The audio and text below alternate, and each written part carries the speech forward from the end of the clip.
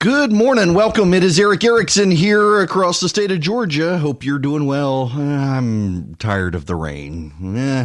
The phone number, 877-97-ERIC, 877-973-7425 if you want to join in. Well, the coronavirus situation continues to spread. The Dow Jones Industrial yesterday just down 1,031 points, wiping out all the yearly gains, all this year's gains. Not a good setup, and they're concerned, of course, this morning. Although there are some indications stocks may rebound when markets open. We will see. Right now, around the state, mostly in the 50s. Except in northeast Georgia, it's in the upper 40s. We largely are without rain right now, except, of course, at my house in Macon. It is raining right now, and that sucks. But it'll at least get up. But, you know, we've got this trend where it's raining and it's kind of warm and muggy, and then the clouds go away and suddenly it's freezing cold and we're all sick, and then we all think we've got the coronavirus. We'll spend more time on the coronavirus, but there's a lot of stuff happening today, and I need to give you a heads up. At the bottom of this hour, I am going to interview a man named Mike Pless. There is a situation, it's happening in Lake Juliet. If you're familiar with Middle Georgia, Georgia Power has a coal-burning power plant down there, Plant Shearer. And Georgia Power, in a number of places around the state, not just Plant Shearer, leaves its coal ash in uncovered, unlined ponds. And people are finding hexavalent chromium in their water supply in their wells now, and they say it's Georgia Power because there are no linings. Georgia Power says that the limits are far below what the EPA says, and that it might be naturally occurring. And there's been a back and forth. There's legislation involved now in the state legislature. This has completely thrown the state legislative session for a loop. They weren't expecting to have to deal with this issue, and suddenly they are. And I want to spend some time. I want to talk to Mike Pless. We've reached out to Georgia Power to get someone from Georgia Power to come on and talk about it. So stick around for that. Right now, though, I want to get into the Democratic campaign to some degree. David Perdue, the senator from Georgia, was on Fox News and had this to say about Bernie Sanders being the Democratic nominee. Well, we have every opportunity to get the House back. I mean, Bernie Sanders is a gift to the Republican Party and the economic turnaround that President Trump is executing right now. Look, we have the greatest contrast that America has ever had, I think, between two potential presidents here. On the one hand, you've got Donald Trump, who is executing the greatest economic turnaround in U.S. history. On the other hand, you've got Bernie Sanders, who's lived off somebody else his entire life, promising free stuff. Promising free stuff to everyone, yes. And Bernie Sanders has been in government for a while doing this, and it's starting to come back and bite him. For example, he had a town hall with CNN last night, and he can't help but flub some things he shouldn't flub, and Democrats are a little bit concerned with it. Now, interestingly enough, Bernie's support overwhelmingly comes from college-age kids who were not alive in the 80s and early 90s with the fall of the Soviet Union. They have no recollection of the Cold War because they were born after it. And those who have any recollection at all of the Cold War are put off by Bernie Sanders, frankly. In fact, it shows that the older voters have real concerns with Sanders' positions on these things. Older voters tend to vote in larger numbers than younger voters. That's problematic for the Democrats. Here's Bernie defending his position on Cuba. Who represent Cuban Americans in Florida. Obviously, you got to win there. They're attacking your comment as absolutely unacceptable, singing the praises of a murderous tyrant. Response. The response was when Fidel Castro first came to power, which was when? 59? Does that sound right? 59-60. Okay. You know what he did? He initiated a major literacy program. There was a lot of folks in Cuba at that point who were illiterate. And he formed the literacy brigade. You may read that. They went out and they helped people learn to read and write. He helped people learn to read and write. Y'all, Do we really need to do? By the way, I do have to say there is some real irony here that the media offered glowing praise to Barack Obama wanting to resume relations with Cuba, and the nice things that Obama said about Castro. I mean, you may not remember this, but just a couple of years ago, Barack Obama wanted to start trading with Cuba. Said we had done it so long one way, it was now trying to do something new. And look at all the good that the Castro brothers had actually done in Cuba, and the media praised him. But now suddenly Bernie Sanders said it is, oh my goodness, we can't do this. And then Bernie did something else audacious. He defended China, including Nicaragua, including Saudi Arabia, including China, including Russia. I happen to believe in democracy, not authoritarianism. But, you can't say China is another example. All right. China is an authoritarian country, becoming more and more authoritarian. But can anyone deny? I mean, the facts are clear that they have taken more people out of extreme poverty than any country in history. They've taken more people out of poverty. How about it was the Americans sending so much of our manufacturing to China, iPhones and the like, that it's actually us who helped elevate the Chinese out of poverty.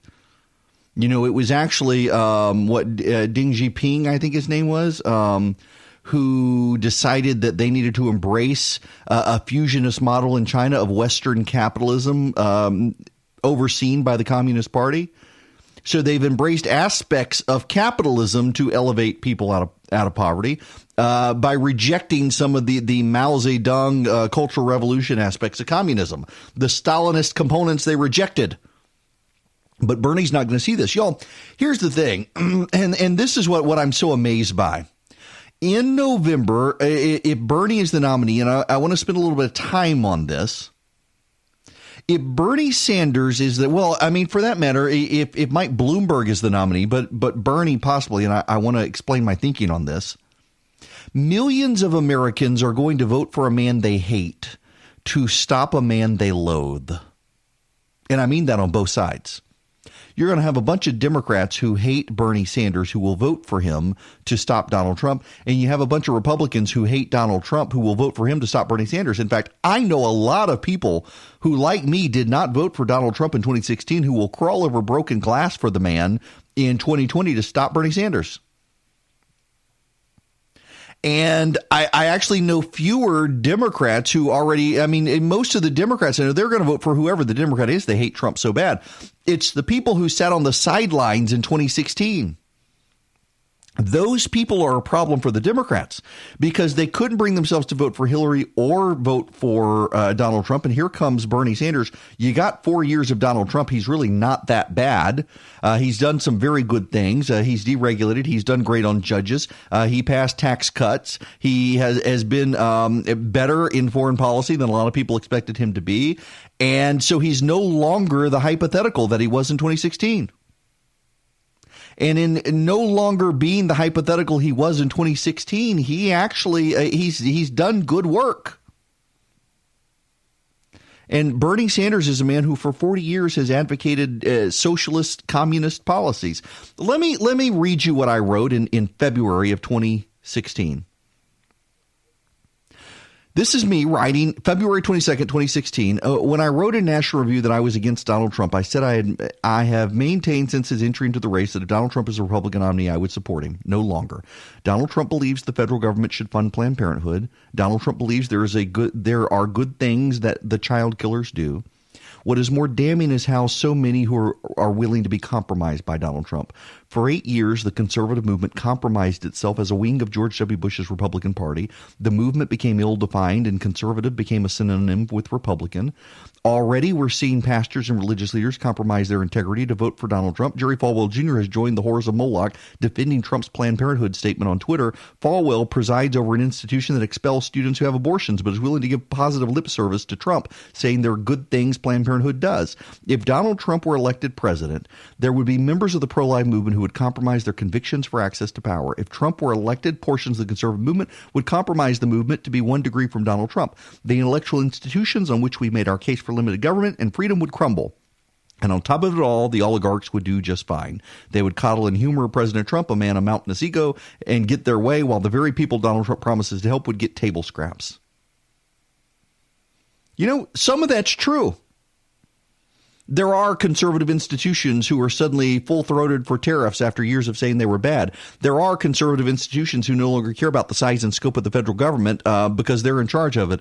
There are religious leaders who will defend anything the president does. But, my big concerns were that the president would actually compromise on life with Planned Parenthood. My big concerns were that Donald Trump really was a pro-abortion liberal who, once he got in office, would be a pro-abortion liberal and would have pro-lifers actually say, oh, no, he's actually doing some good stuff. No, it turns out I was wrong on that. I was wrong. Thankfully, I was wrong. He got elected and he's been great on life. He's been great on these issues. Donald Trump is not the hypothetical now he was in 2016, but neither is Bernie Sanders. Bernie Sanders has been consistent for 40 years. Bernie Sanders has been defending communists for 40 years. Bernie Sanders has been defending communist dictatorships for 40 years. Bernie Sanders has been writing all this crazy stuff for 40 years. He's been as consistent as in office Donald Trump has. So I got to tell you, there are a number of people out there who call themselves conservatives and say they're going to save the conservative movement by voting for Bernie Sanders. I think if you're voting for Bernie Sanders, full stop, you cannot call yourself a conservative. I think you can look at both sides and say, no, character still counts. I still firmly believe character matters. I cannot vote for Donald Trump. I'm not voting for Bernie Sanders. I'm just not going to go vote. I think that's a reasonable position. I disagree with you, but I think it's reasonable. I think it is insane. And by the way, I agreed with that position in 2016. I voted third party in 2016. But, I said character counts in 2016. I'm not going to vote for either of these guys. And over 100 million Americans disagreed with me. Now, I can still maintain character counts and sit on the sidelines because I do have problems with the president's character. But I think that the president has done enough good that he has earned my vote. He stood by Brett Kavanaugh when almost any other Republican would have bailed on him. He got Neil Gorsuch on the bench. Yes, Kavanaugh and Gorsuch are actually big. Doing the fight on Kavanaugh and being willing to shut down the government to fight for border wall funding mattered to me. That he was willing to pick fights to advance his agenda, and I appreciated that. I didn't think he would. Tax cuts were another big issue for me.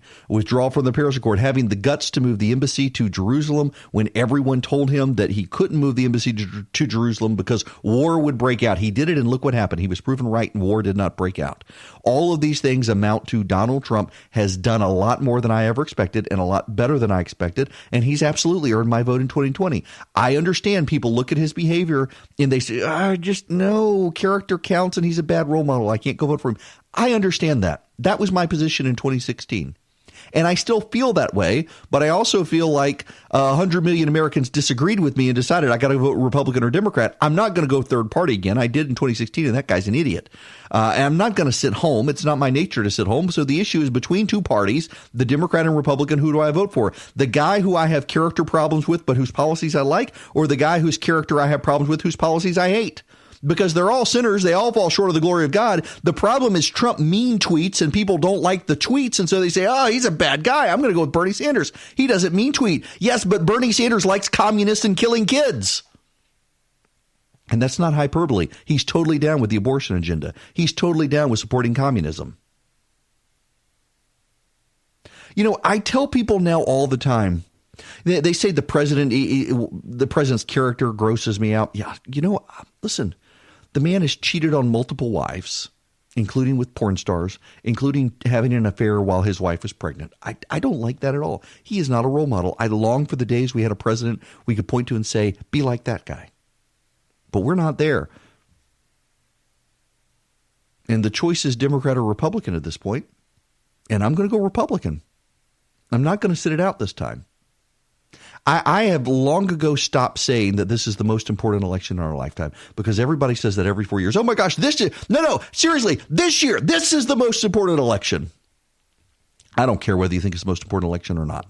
What I know is that in 2016, I said character counted, and I voted third party because I believed it, and 100 some odd million Americans disagreed with me. And the guy I thought couldn't get elected wound up getting elected. And now he's president, and he's way better than I ever thought he would be. He's done a lot more good than I ever thought, way more than the bad that he's done, way more than the things I disagreed with. There were plenty of things with George W. Bush I disagreed with as well, and I voted for George W. Bush in re-election. If I can disagree with Donald Trump on a handful of things, just like I disagreed with George W. Bush, and I voted for Bush for re-election, I can vote for Trump for re-election. election. And given that Trump looks like he's going to be running against a 40-year communist apologist who wrote rape fantasies in the 70s and 80s, I think I'll be fine voting for Donald Trump, despite all the media bullying trying to tell everybody that if you vote for Trump, you're a terrible person. No, I'm not voting for the guy who wrote rape fantasy, supports killing kids, and apologizes for communists. I got to tell you, a buddy of mine tuned in late, and he says, what set you off on this? I've been thinking about this, and I see people like Joe Walsh,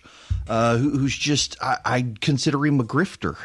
He was a Tea Party congressman who was all about humping Trump's leg until he wasn't, and now he wanted to run against the president, and now he's out there saying that to save conservatism, you got to vote for the socialists to stop the populists. No. Listen, I understand people deciding to sit it out. I actually do. I may disagree with them, but I understand it. You hate them all. There's actually, for all of the Democratic, I've mentioned before that between 2016 and 2018, Democrats in Georgia registered 980,000 people to vote. Let me say that again. Between 2016 and 2018, between Hillary Clinton and Stacey Abrams, Democrats registered 980,000 people to vote in Georgia. Less than 100,000 of those people who registered to vote actually turned up and voted in 2018. Abrams was only able to improve over Hillary Clinton's margins by about 40,000 votes. Now, that is significant because in off-year elections, typically the vote is less. But Abrams improved over Hillary, which is actually an indication of just how bad a candidate Hillary Clinton was, even here in Georgia. But of the much touted 980,000 people who registered to vote, less than 100,000 of those people registered actually turned out. The Atlanta Journal-Constitution actually went out and found a lot of those people who were registered to vote and then didn't show up. They took the time to register to vote, but they didn't actually go vote. Why? And the AJC, Atlanta Journal-Constitution, wanted to do some interviews with those people. And what they found is that a lot of them, one, didn't know they were registering to vote, or they went through a process that registered them automatically. Like, for example, when you go get your driver's license, you get registered to vote under the motor voter bill. But these people had no intention of voting. Many of them hate all sides. They're like, it's all gross. I want nothing to do with it. I'm not going to go vote. Just leave me alone. And that's an understandable sentiment. There are countries in the world, Australia, I believe is, I know Belgium for certain is, where you get punished by the government if you don't go vote. You actually get punished by the government. Now, I actually have a friend in Belgium who, because he doesn't want to get fined by the government for not going to vote, he shows up at the voting booth and gets his ballot and doesn't actually vote for anyone because he doesn't like any of the politicians. But he doesn't want to have to pay money for not voting. But there are countries that do that. I'm opposed to doing that. People say, oh, it's healthy to get people to go vote. No, actually, you're choosing to vote by not voting. And I don't think that I don't think we should punish people for that. I think that there are plausible reasons people have for deciding I hate them all. And in having plausible reasons for hating them all, there is a rational basis for people to say, no, not me, not my guy. I don't like any of them. A pox on all their houses. I think it's plausible. But I wonder, I do wonder when you have a guy like Bernie Sanders, will any of those people get off and say, hey, I don't like any of them, but I really hate socialists. I really hate communists. This nation is against communism. I better go vote. Listen to John Avalon covering Bernie Sanders' Oppo research on CNN. Add to this, Sanders' now infamous honeymoon in Moscow near the end of the Cold War, his praise for the Soviet Union's public transportation and youth programs, while somehow never finding time to meet with Nobel Prize-winning Russian dissident Alexander Solzhenitsyn, who lived in Vermont at the time. It may speak to Sanders' general sympathies at the time. Now, I'm not even getting into Sanders' 1970s advocacy for nationalizing most major industries, or his since-renounced call to abolish the CIA, or his assertion to a Vermont high school students in 1972 that some U.S. action in Vietnam was, quote, almost as bad as what Hitler did. I'm simply pointing out that Sanders' vision of democratic socialism has extended far beyond the Danish-style welfare state, as he likes to claim. And you can bet that's going to be an issue in the general election if his opponents don't make it one in the Democratic primary. And that's your reality check. Well, the question is it too late for the Democrats to make it a point in the Democratic primary when on Tuesday, a week from today is Super Tuesday, a third of Democratic delegates will be chosen and Bernie is expected to win most of them. Will it be too late to stop him? And the funny thing is, watch all the Democrats get on board with Bernie Sanders after this is done. They'll all get on board and they'll love it. They will champion him and they'll still call you a hateful bigot for backing Donald Trump.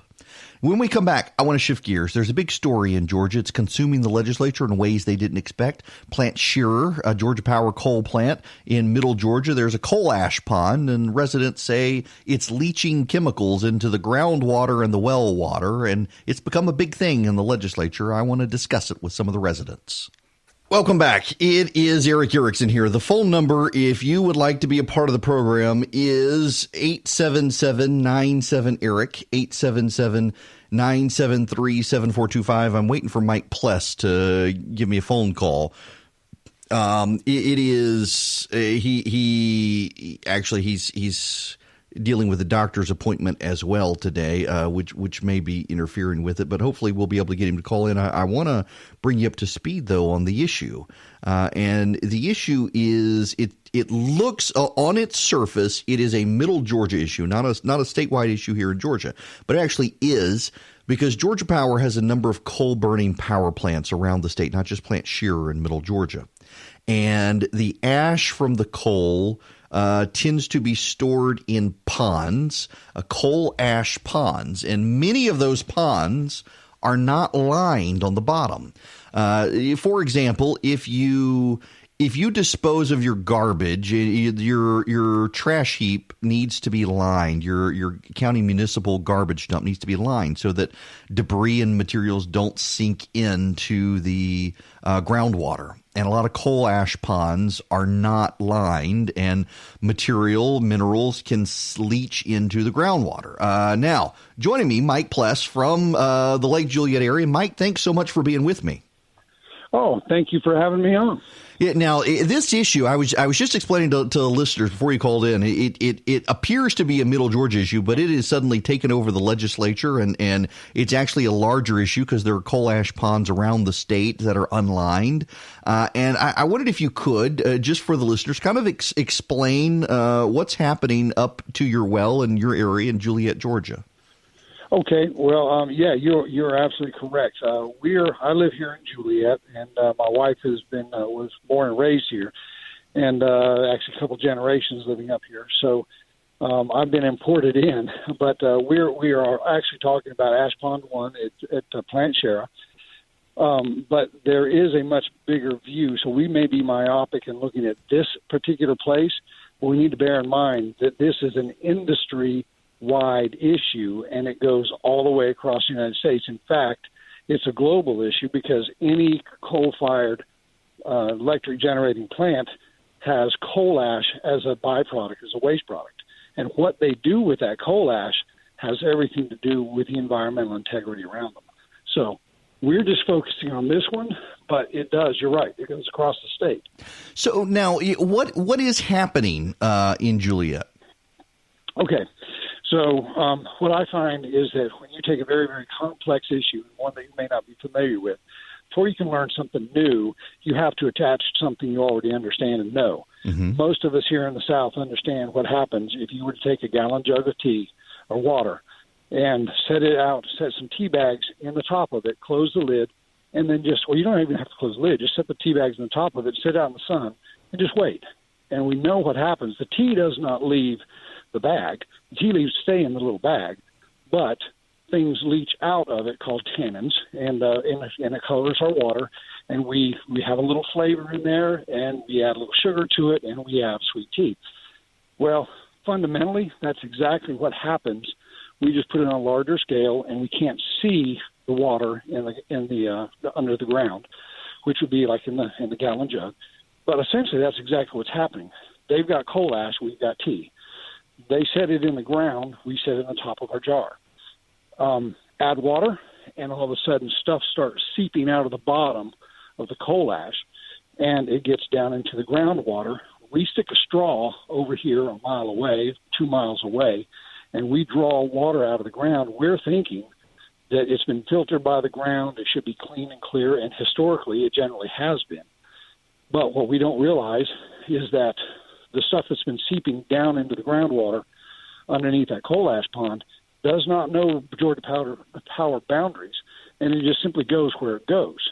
And over here in Juliet, we don't have any option for other water sources other than our wells. So we're unknowingly drinking this water that is to one level or another contaminated by what Georgia Power has been letting seep into the ground. Well, what is I know there was a movement in the past to bring city water from Forsyth or elsewhere in Monroe County or even Macon up to Juliet. And at the time it was resisted, I think, in the late 80s, early 90s by people with wells. Is there any movement of the county up there to bring in pipes?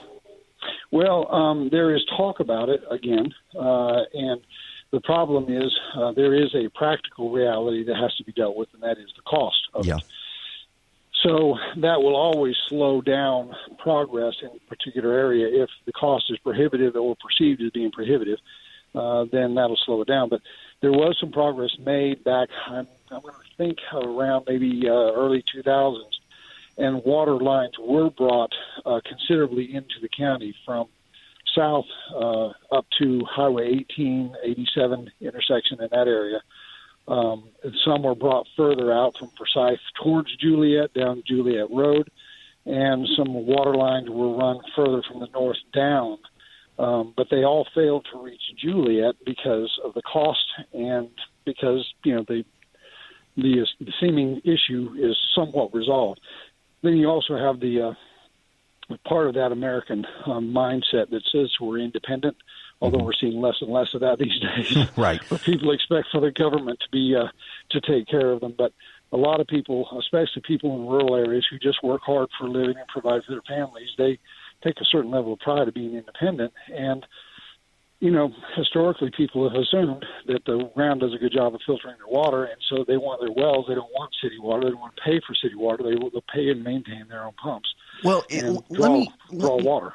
I know that there are a couple of people I've talked to in the legislature, and I'm sure this is Georgia Power's position. I'm trying to get one of their guys on as well, but I've seen this quote out there that the hexavalent chromium that's being found in the water is well below EPA standards up there. And how would you respond to that? Well, the EPA, it's like everything when you get government. You've got a mixed bag. There are some aspects that are good, and there are some aspects that fail horribly. From what I'm reading and understanding and educating myself on, the EPA standard for hexavalent chromium is a standard, but it's set so high that most people that deal with the chemistry and understand the interaction with the human body would say that the levels that they've set it at are so incredibly high. And by the way, I think that's for total chromium, not just hexachromium. Mm-hmm. There are three different types of chromium. There's chromium 3, and chromium 6. This chromium 6 is what we typically call hexavalent chromium. And the total chromium is like at 100 parts per billion. And that's so high, if we're talking about hexachromium, that the people would be dropping like flies if they were ingesting that on a regular basis. So it's a little bit misleading. Of course, those who don't want to do anything about a problem like this will, of course, lean on that fact and say, well, look, your wells are showing so much lower, a tenth of that perhaps. What are you crying about? Listen, this is a standard the EPA says is safe. No, the EPA just set a standard. They didn't ever say that that's safe. They just set a standard in that particular area because they didn't necessarily know a lot about it. And compared to other things on the list, I don't know the methodology or the rationale, but it would appear that some of the things on the list are set at that level, and that may be okay. And they just set that at that arbitrarily, it looks like. Mm-hmm. So, to use that, it's just like we all know. There's what Mark Twain say, there's lies, damned lies, and statistics. Well, so we can use the numbers to justify our position no matter where we're at. Now, I guess one of the other questions, I remember distinctly several years ago. In fact, I stumbled on a couple of things while I was researching to bring myself up to speed on this. And I remember distinctly several years ago in the Juliet area, people were finding uranium in their wells, and they were wondering if that may be related to Georgia Power. And it turns out that in the Piedmont area under the granite, uranium can leach and radon can come up, and people were having cancer because of the well water with uranium. But that led me to a thing, I guess it was Duke University which suggests that some of it may be naturally occurring. And I mean, can we decide whether or not it's Georgia Power, or is it naturally occurring chromium? Well, I think the article you're referring to was by, I believe you pronounce his name, Avner Vangar, and he and his team did research primarily in North Carolina area, and you're correct. In the Piedmont rock strata, there is a lot of fractured rock, and there between water and rock interactions, there can be some naturally occurring levels of hexavalent chromium.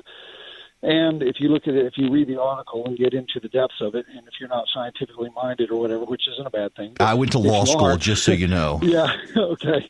You can look at that and your eyes can start glazing over. But if you stick with it and look through the information, what he's saying is that it may be naturally occurring, but in the areas where he was around coal ash ponds, the elevations were higher than the surrounding area. Mm-hmm. But beyond that, there's also a coal ash fingerprint. Certain elements that leach out of coal ash will also be present along with hexavalent chromium.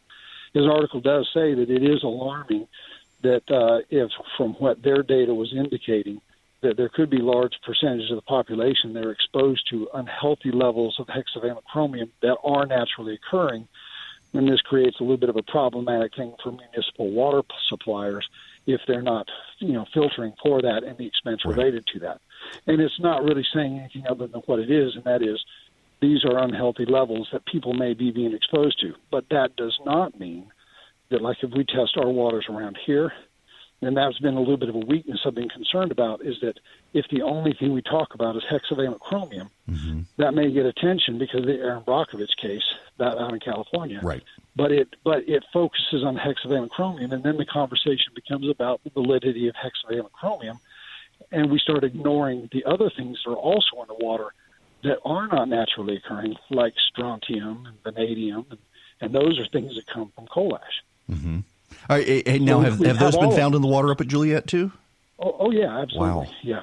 I have a shallow well and a deep well, and they were tested. The results came back this past October, and I'll be honest with you, I was a little bit skeptical at first, and so what I needed to do is actually research for myself to find out, am I seeing the same information no matter where the source is coming from? Mm-hmm. Am I hearing the same sort of information, kind of get a consensus of, okay, well, I know these people are slanting their information this direction, and these people are slanting it that direction. But if I'm hearing the same basic information, it's probably just two different people, two different opinions are slanting the information to support their position. Mm-hmm. But that doesn't change the validity of the information.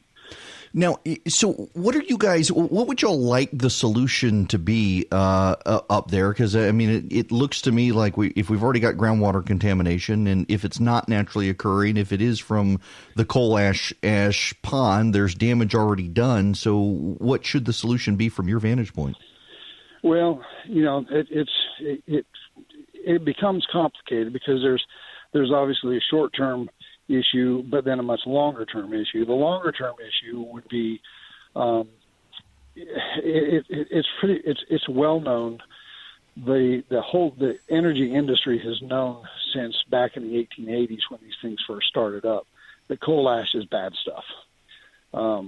They were early on. The first coal-fired plant was in the UK in 1880. 1900s, it was over here in the U.S., and they already knew that if you breathe the coal ash that's blown up by the air, or as you're transporting it out to the dump in the back of the plant, it kills people. It messes them up.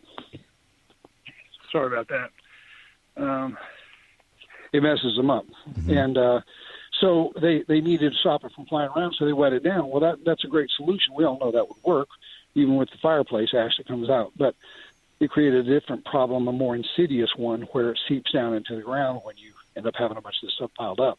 Well, the industry's known about this all along, but they have suppressed that information because it would not be there to their advantage to have to do something else with it. It sure is easy just to dig a pit and put it in there and keep it wet. It wasn't until 2015, after the Kingston Dam break and the Dan River pollution area, EPA actually came out with some level of requirements for how to handle coal ash. Mm-hmm. And that has been the first time that there's been any legislation at all. So when you say when a company says, well, listen, we're in full compliance with all local, state, and federal laws, that's easy to say because there essentially have been none. Mm-hmm. And the ones that there are debatable, and they keep fluctuating back and forth as to how well they'll be enforced and whether or not they can get extension, et cetera. So, I try to keep making things come back to the simplicity because we always get drawn into details. Right. And simplest way to understand it would be, let's take me, I want to change my diesel truck oil, 15 quarts of oil. I'm not allowed to just dump that into the ditch behind my house. Mm-hmm. Because everybody knows, and I agree, that is going to run off and it's going to pollute the water sources at some point, and my neighbors aren't going to appreciate that, and it's not good stewardship of the environment. I don't have a right to do what I want to if it damages the environment and somebody else's issues. Well, in the simplest form, we understand that, but Georgia Power apparently feels that it's okay for them to dump 1,000 tons of coal ash into a pond that's built on top of an open aquifer, and it's okay to pollute the groundwater for perhaps miles around, and that's okay. It's not. Nobody has a right to do that. And the other thing is understanding that regardless of the amount of pollution and the different levels of quantities of those different components that might be found in my well water compared to somebody right down the street, we all know that people are impacted differently by different things. I know people that have smoked like chimneys all their life and they've never had lung cancer. Right. And I know other people that have not even smoked and they get lung cancer. So on the surface, you'd think, well, there's no rhyme or reason. But going back to the simplicity of it, I'm concerned that the short term is people around here need an alternative source of clean drinking water because it appears that there is some level of contamination here, and there are constituents in the well that indicate it's from coal ash pollution. Proving that will be one thing, Mm-hmm. but the fact of the matter is there is contamination. So in the short term, people need access to clean water. Right. That's a short-term issue. The long-term issue is finding out where that pollution is coming from definitively, and I strongly suspect that it's from Georgia Power's Ash Pond 1. It's online, in contact with the aquifer, and contaminating the aquifer, which we all drink out of. Getting them to do the right thing, I would love for them to be able to recognize, look at what's going on with Duke Energy, look what's going on with up in Virginia with theirs, and see the handwriting on the wall, and that is, as more light has been shined on this issue, the power companies have had to do a best practice and actually remove the coal ash from the ground and put it into lined landfills, much like we do household garbage. It's the safest thing we know of to handle it. Mike, I'm afraid I got to leave it there with you because Sure. I'm out of time and got a hard commercial break I got to get to. But look, this is helpful. Problem. I appreciate it very much, and thank you very much for coming on. You're welcome. Absolutely. I also I'm getting somebody from Georgia Power to come on as well. I want to get both sides of the story for you guys at the top of the next hour. John Kraft from Georgia Power is going to join me as well. But thank you very much to Mike Pless for giving the take for the residents of Juliet in Georgia. This issue consuming the legislature right now, and we'll have Georgia Power on at the top of the next hour to get their take. You can call in and be a part of the program. The phone number is 877-97-ERIC, 877-973-7425. Don't forget to text the word Army to 33777. Here's why. In the next hour, I am going to talk to Georgia Power. I want to do due diligence and get both sides of the situation in the Juliet area, as there is going to be big legislation pending. And frankly, if the Democrats' version of the legislation passes, we're all going to see our power rates go up. It will be costly to deal with the situation in Juliet and around the state where Georgia Power has coal ash plants. So I want to get their take on it. But the big issue, there is a legislation pending in the legislature, Senator Bill Heath, who's retiring, that would allow churches to designate individual church members to be armed in church services. Under current legislation, churches can allow congregants to carry weapons if the churches choose. There are a lot of churches that have chosen not to do that, not because they don't want it, but because they want to be able to designate who in the congregation is allowed to have them. So Heath is seeking to change the legislation to make it clear that churches can designate groups of people to be armed in order to expand the number of churches that allow people to be armed. And there's another bill to deal with reciprocity, to allow anyone in Georgia, regardless of which state they're from, to carry a gun. You want to text Army to 33777 to reach out to the legislature and support. I want to take a quick time out to thank a sponsor this week. And I got to tell you, I'm a fan because of what Blue Vine does, being a small business owner. So the radio show, you're listening to my podcast. It is of my morning radio show. I don't even make a salary off this thing. I'm still trying to grow advertisers. And so thanks to Blue Vine for that. But it's a small business. And I've got other people that I've got to pay on payroll. I've got expenses I've got to meet for satellite and costs for distribution, editing, production, things like that. So I'm not actually making a salary on any of this stuff. As a result, I am a small business looking to grow, looking for advertisers, and I understand what it means to reinvest. I also know what it means to need access to capital. And running a business, it is a challenge. Securing extra cash flow doesn't have to be a challenge. Blue Vine helps you get a line of credit. It's fast, it's easy, it's simple. There are so many headaches in running a business. You shouldn't have to worry about stuff like that. Blue Vine's actually an easy, fast way to help support your business growth with a line of credit up to $250,000. Whether you need the money to offset upfront costs, secure inventory, pay an unexpected expense, through Blue Vine, you can help yourself and your business stay secure for any reason. There's no fee to set up your line of credit. Blue Vine never charges maintenance or prepayment fees. Applying is very easy. You just go to getbluevine.com/Eric. For listeners of the Eric Erickson Show, Blue Vine is offering a special limited time promotion, a $100 gift card when you take out a loan or open a line of credit with Blue Vine. You go to getbluevine.com/Eric, ERICK, for more details. All you have to do is go to getbluevine.com/Eric and apply. It's quick, it's easy, it's a meaningful way to help your business in as little as 24 hours.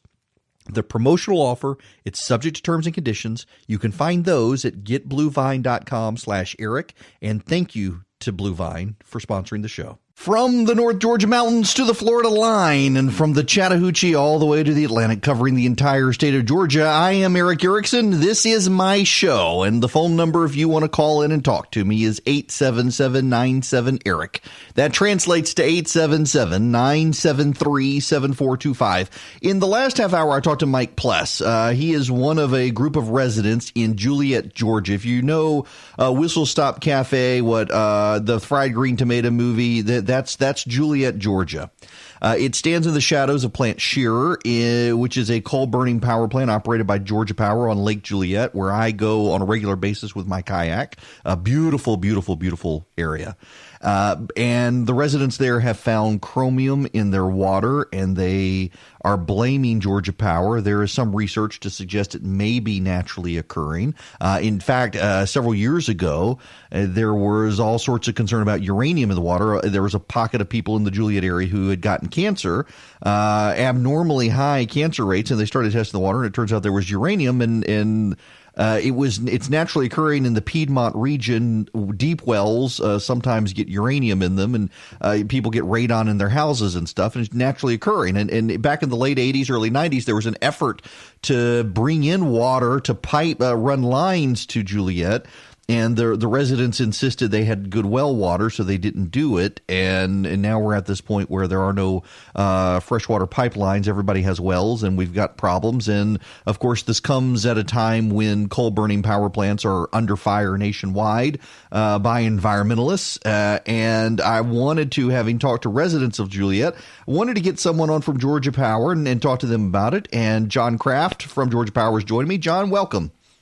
Thanks, Eric. Good to be on the show. Thank you for having us. Yeah, absolutely. So I wanted to get your take on this. We know the situation. Residents in Juliet have found chromium in their shallow wells. We know in deep wells there's uranium that's naturally occurring. There's dispute over this and what Georgia Power can do or should do, and really just wanted to get your side of the story here on how y'all see this issue. Yeah, well, I appreciate that. Of course, we took early action a number of years ago announcing that we'd be closing all 29 of our ash ponds across the state, including the one at Plant Shear. And so we've been proceeding with our plans in that regard to get these ash ponds closed and make sure we've got good, stable closures for the long term. Now, I guess one of the big concerns is what's going to happen to the coal ash plant? Will it be lined or not, or will stuff be removed from there? What goes on? Yeah, well, just a little background. So the federal EPA and then even more stringent Georgia rules under the EPD have specified two ways to close an ash pond, either excavate it or close it in place. And they've determined that either method can be protective of the environment. And so we're doing a mixture of those based on a site-by-site analysis. So there's no cookie-cutter approach for an ash pond. We employ where we go out and get expert advice from professional engineers, professional geologists. They evaluate the location, the size, the amount of material, even the geology of the area in coming up with the best recommendation for a particular site. So at Plant Shear, our plan is to close it in place, but in addition, we'll add proven engineering methods. These are accepted methods and other by regulatory bodies and in other states across the nation that will further enhance those closures. Now, the folks in the area there say that Georgia Power is to blame for the chromium in the well water. I mean, what's Georgia Power's position on that? Yeah, well, we've got an extensive network of 57 groundwater monitoring wells at Plant Shear, and these were cited by third-party professional geologists specifically to detect any impacts to water. So they told us where they should go for the best detections of any issues that might be of concern for water. We are showing no detections above state or federal standards for drinking water. Based on that extensive data collected, and we report that to the EPD. We report it on our website. We put all our data out there publicly. Again, we're seeing nothing above or even close to a state or federal drinking water standard on or leaving our property. Now, when I talked to Mike in the last half hour, I mentioned that to him that the federal standard is 100 parts per million, I guess, and billion. I think billion. Yeah, you're right. Yeah, you're right. It's 100 parts per billion, and they've been finding in some areas 10 parts per billion. And we talked about the study up at Duke and the University of Arkansas that even in some areas of the Piedmont, they're finding 10 parts per billion. And there is this question as to whether or not it's naturally occurring or is it coming from coal ash plants? Right. I've heard some of those some of those studies as well. That's very interesting data. So, again, that's our data and our wells posted around the site are showing us no issues of concern in terms of, anything approaching a drinking water standard. Specific to chromium, all samples of our wells on the property boundary are not only well below state and federal drinking water standards, but are even below the naturally occurring background levels on our site. Oh, that's interesting. So let me ask you this then. There clearly is a movement among some in the legislature to crack down on this, force you guys to dig it all up, move it out of the way, not leave it in place. What are you guys advising the legislature on this? And I guess there's a side angle here of how much of this do you guys view is concerned versus how much is concern amplified with a partisan agenda? Yeah, and I'm not involved personally in those discussions. I know we are engaged in providing information on the subject to legislators. It's important that we have our voice in that mix, of course. So basically, our plans, again, are to follow the regulations, and then we're applying these additional measures that will further enhance it. At Plant Shear specifically, our plan is we'll dewater the pond, we'll get as much water out of it as possible, following all our permits and special, processes, water treatment processes in that phase. Then we'll consolidate the ash into a much smaller footprint, smaller by several hundred acres, And then you'll hear the term cap in place. So we're not just capping in place. We're going to use an expanded cover system that'll go beyond the boundaries of the ash itself. And the purpose of that is to prevent rainwater infiltration, water flow through that field, and that should further reduce the amount of water and make it even more a more protective closure for that shearer pond. Now, just as a random aside here, John, coal power plants in this country, we hear the people on the campaign trail now, it's become a big issue. I know you guys have been diversifying energy around the state. You got nuclear power. There's that massive solar farm they're building just south of me. And I think Twiggs County, somewhere down there off I-16. What is the future of coal power versus other power in Georgia for residents? Well, yeah, I think it's clear that coal is under some pressure. We have retired a number of coal units in recent years. We currently have, I think, 3 active coal plant sites. Those are some of the larger ones. The Plant Shearer, as you mentioned, is one of the largest in the nation. Also one of the most efficient power plants in the nation. So it churns out a tremendous amount of power 24/7. We have been expanding into solar, as you mentioned, so we do believe in having an all-of-the-above approach with renewables, with natural gas, with nuclear, as you mentioned, and also the coal units that we still have in our fleet. Again, the advantage of these and nuclear, for instance, are they produce power 24 hours a day, through all this rainy weather we've been having where we don't get a lot of solar production.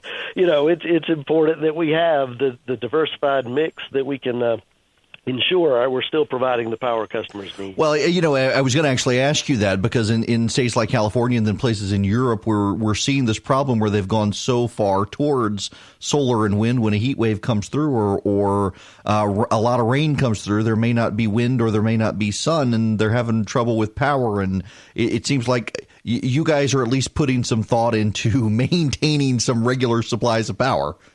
Definitely. And, of course, we work with the Georgia Public Service Commission. We update our long-range 20-year outlook every 3 years. We update that with the Georgia Public Service Commission. They approve our plans. And we've always, had that approach of having that balanced mix, a diverse mix of power sources. We take some arrows over that from some quarters, over the years, but in the end, we feel like it's the most responsible approach to make sure we can provide, that affordable, reliable power that our customers are depending on.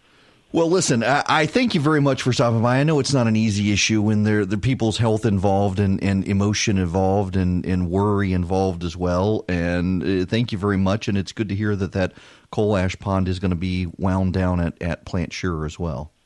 Absolutely. Appreciate the chance to kind of tell our story. We've been trying to get that information out. As I said, we post all our data publicly on our website. So I think up to 18 months before the regulatory requirements, we had data out on our website. So we want to be open and upfront about this and help people understand, the process and what we're seeing from our results. Thank you very much. John Kraft with Georgia Power. Look, I wanted to get both sides. It is a difficult issue. You're dealing with people's health. They had the uranium issue in the same area a while back with the wells, and so people obviously are on edge. And now there's the chromium issue in the Piedmont area, and whether it's naturally occurring or Georgia Power. And I get the concern of people when you say, well, it's well below what the EPA said. The EPA standard, it's 100 parts per billion. And in some of the wells, they've been finding 10 parts per billion, which is way less than the standard. But do you want to drink the water is a question. And then there is the emotional issue of, can we separate out? Is it the leaching from Georgia Power? Is it naturally occurring? Is it a combination of the two? And what can be done? There are efforts now to get Georgia Power to the Democrats in Georgia have a plan to require that they get rid of the coal ash pond altogether. Georgia Power's plan is to essentially cap it, prevent water from getting into it, and stop it from leaching into the groundwater, but leave something in place, just essentially getting as much water out of it as you can, dry the ash, and then cap it in place. And then, of course, there's the environmental concern there of, on top of the emotions of the people in places like Lake Juliette, there's also the side agenda of some who want to shut down coal power plants altogether, which may not necessarily be the best idea. As John Kraft said, it is an inefficient plant. And then, of course, you got the people who aren't sympathetic at all to those who live there and say, well, you can move. But that's not necessarily realistically true for a lot of people. And some of them, they've been there for a very long time. They don't want to move. It's a beautiful area up there. Lake Juliette is a gorgeous, gorgeous area. Frankly, I wish I could buy land on the lake, but Georgia Power owns all of it. It's gorgeous. I'd love to take my kayak up there. It is a difficult, difficult situation. And I wanted to make sure everybody got their side of the story out on this, as the legislature, believe it or not, this is throwing a complete curveball to the legislature. They were not looking at having to deal with Georgia Power issues this year. They were looking at the budget, and they were looking at adoption reform and a couple other issues. The Democrats in the legislature have seized on this issue and are advancing it. Bob Trammell in the House, Jen Jordan in the Senate have been advancing legislation to crack down on Georgia Power. And then, of course, among Republicans, there's the side angle of the Democrats looking like they want to go after Georgia Power because Georgia Power appears to support Republican or at least Chamber of Commerce interests. So you got politics in the mix where everybody views politics. And really what's ultimately at issue here is you have a major business that provides power to the state that could fundamentally see our costs have to go up to deal with this issue versus people who live in the area whose well water, they're finding particulate in the well water, and they're concerned about it. And there really aren't a lot of easy answers. And there's still a lot of questions between naturally occurring and from the well water from the plant. And it's a mess. They pay me to tell the stories and to keep you guys informed. I am not in the legislature. I will not offer the solution, but good luck to the legislature for having to deal with the issue. It is Eric Erickson here. The phone number, 877-97-ERIC, 877-973-7425. I want to bring you guys up to speed on this legislation I mentioned.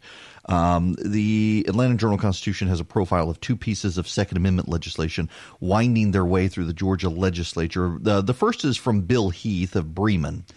He says the legislation is designed to allow churches and other places of worship and church-run schools to protect themselves.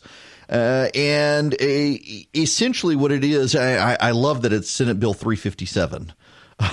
I mean, I really do. I wonder if that was intentional. Senate Bill 357, easy to remember as a Second Amendment bill. It would aim to allow places of worship to allow selected licensed gun owners to carry weapons on the property. The legislature is not voting on the property. It is legislation right now that they're considering, and hopefully they will advance it.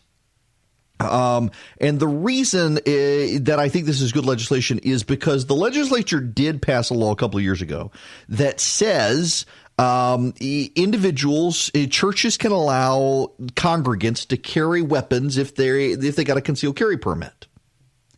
And that sounds good, but the practical effect is this.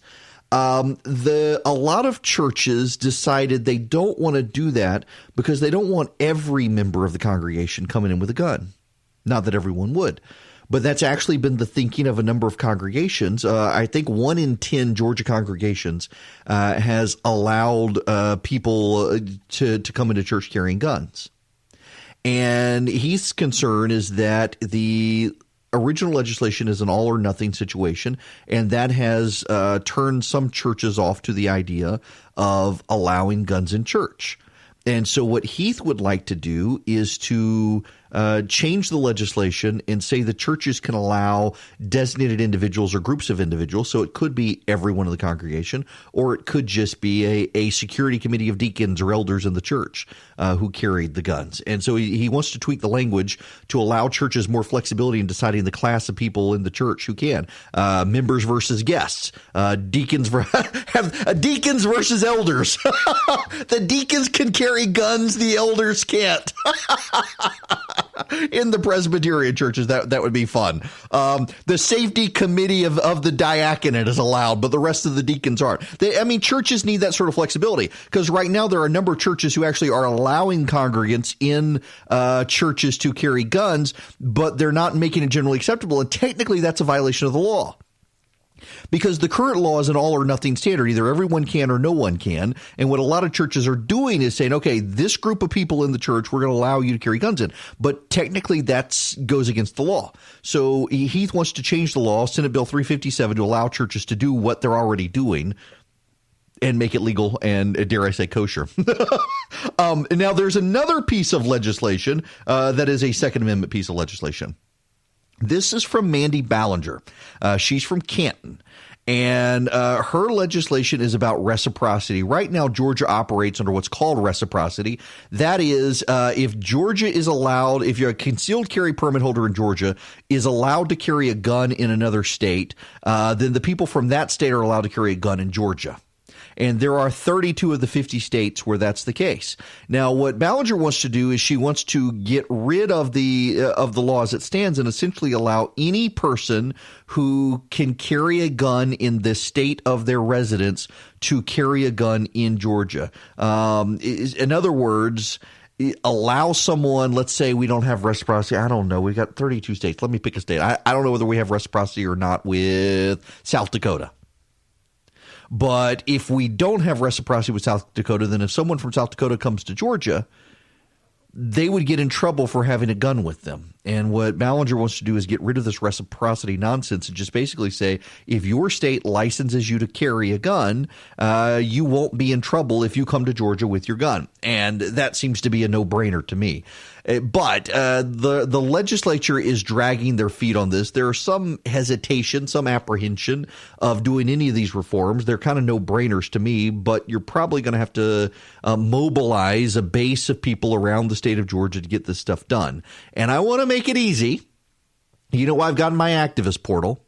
If you text the word Army to 33777, I haven't done it yet, but I intend to set up an action alert so that conservatives around the state and their friends can call the legislature and have them tell them to support Bill Heath's legislation, 357, and Mandy Ballinger's legislation on reciprocity, expanding gun rights in the state of Georgia, and also helping a lot of churches who want to do this. They just don't want everybody coming in with guns. So text the word Army to 33777, and I'll get you engaged and set up to go. When we come back, we need to shift gears now to the presidential election. There is a debate tonight in South Carolina. Mike Bloomberg set off the campaign trail to do some debate prep, and Elizabeth Warren has a new attack ad against Bloomberg. Why is she attacking him? I'll explain when we come back.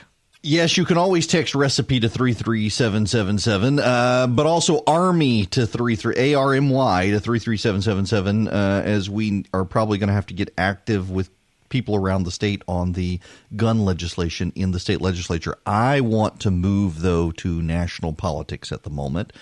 Elizabeth Warren is running an ad in Super Tuesday states. In the grand scheme of things, honestly, it's not a huge buy. And the reason it's not a huge buy is she just doesn't have a ton of money right now. But I want to play for you Elizabeth Warren's advertisement because there's some necessary relevance here. This again, Elizabeth Warren. I'm Mike Bloomberg. Mike Bloomberg. You've probably seen more ads from Michael Bloomberg than the rest of us running for president put together. Big money is powerful, but it doesn't always win. I know that firsthand. When I ran against an incumbent Republican to take a U.S. Senate seat away from Mitch McConnell, Bloomberg endorsed the Republican, and he raised big money for him. But I beat him anyway. I'm Elizabeth Warren, and I approve this message because I believe our democracy should work for you, not the billionaires.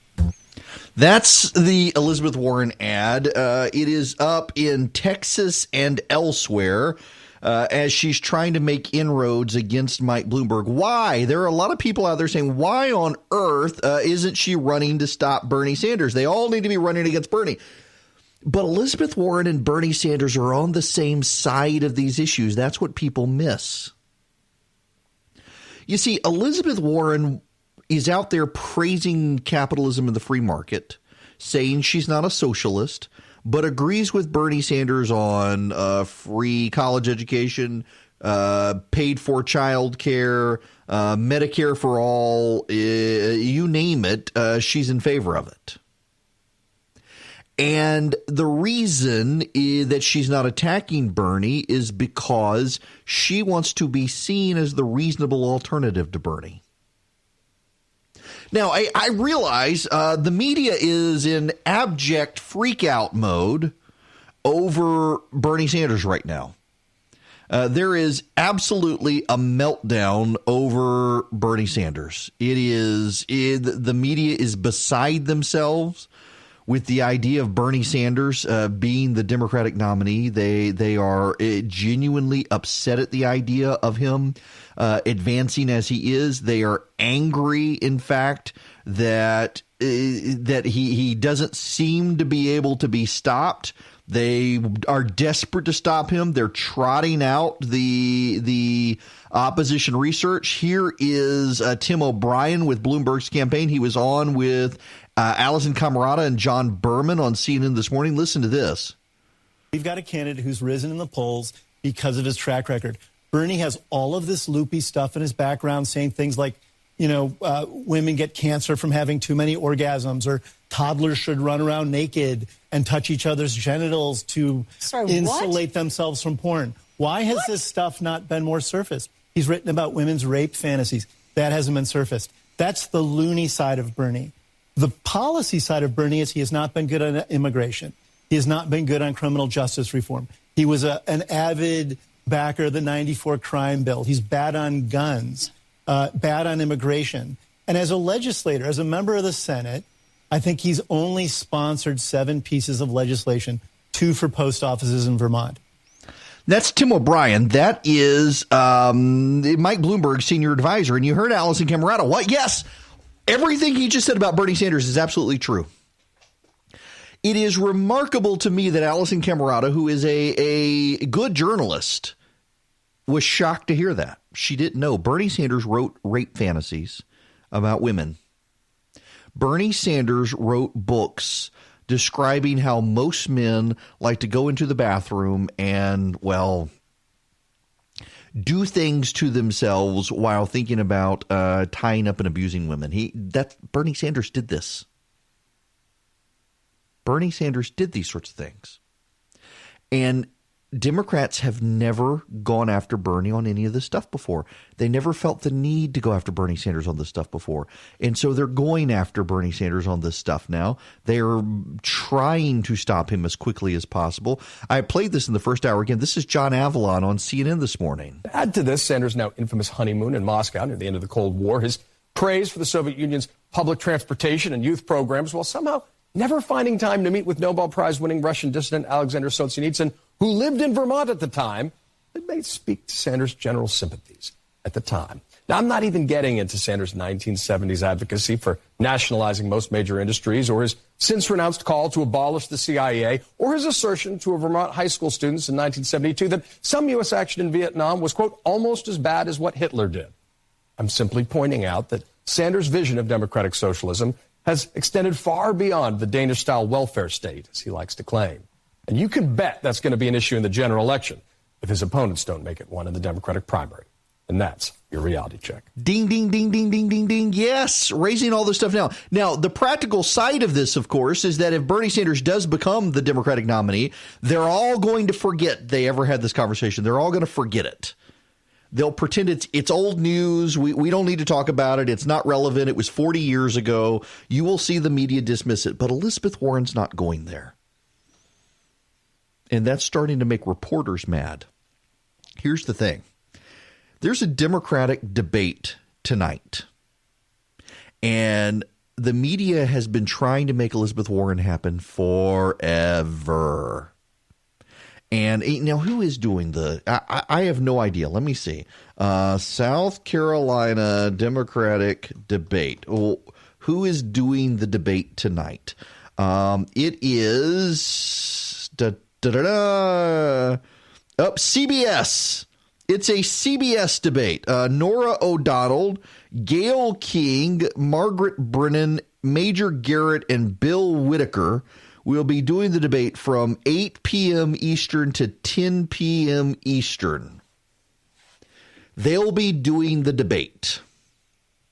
Okay, they'll be doing the debate. Some of them like Elizabeth Warren. And see, this is the problem. Everyone wants the Democrats to come after Bernie Sanders. Everyone wants everyone to attack Bernie Sanders. Everyone wants everyone to pile on Sanders and stop Sanders. And you hear it in the media. Please stop Sanders. Please stop Sanders. We got to stop Sanders. Come on. Sanders must be stopped, please.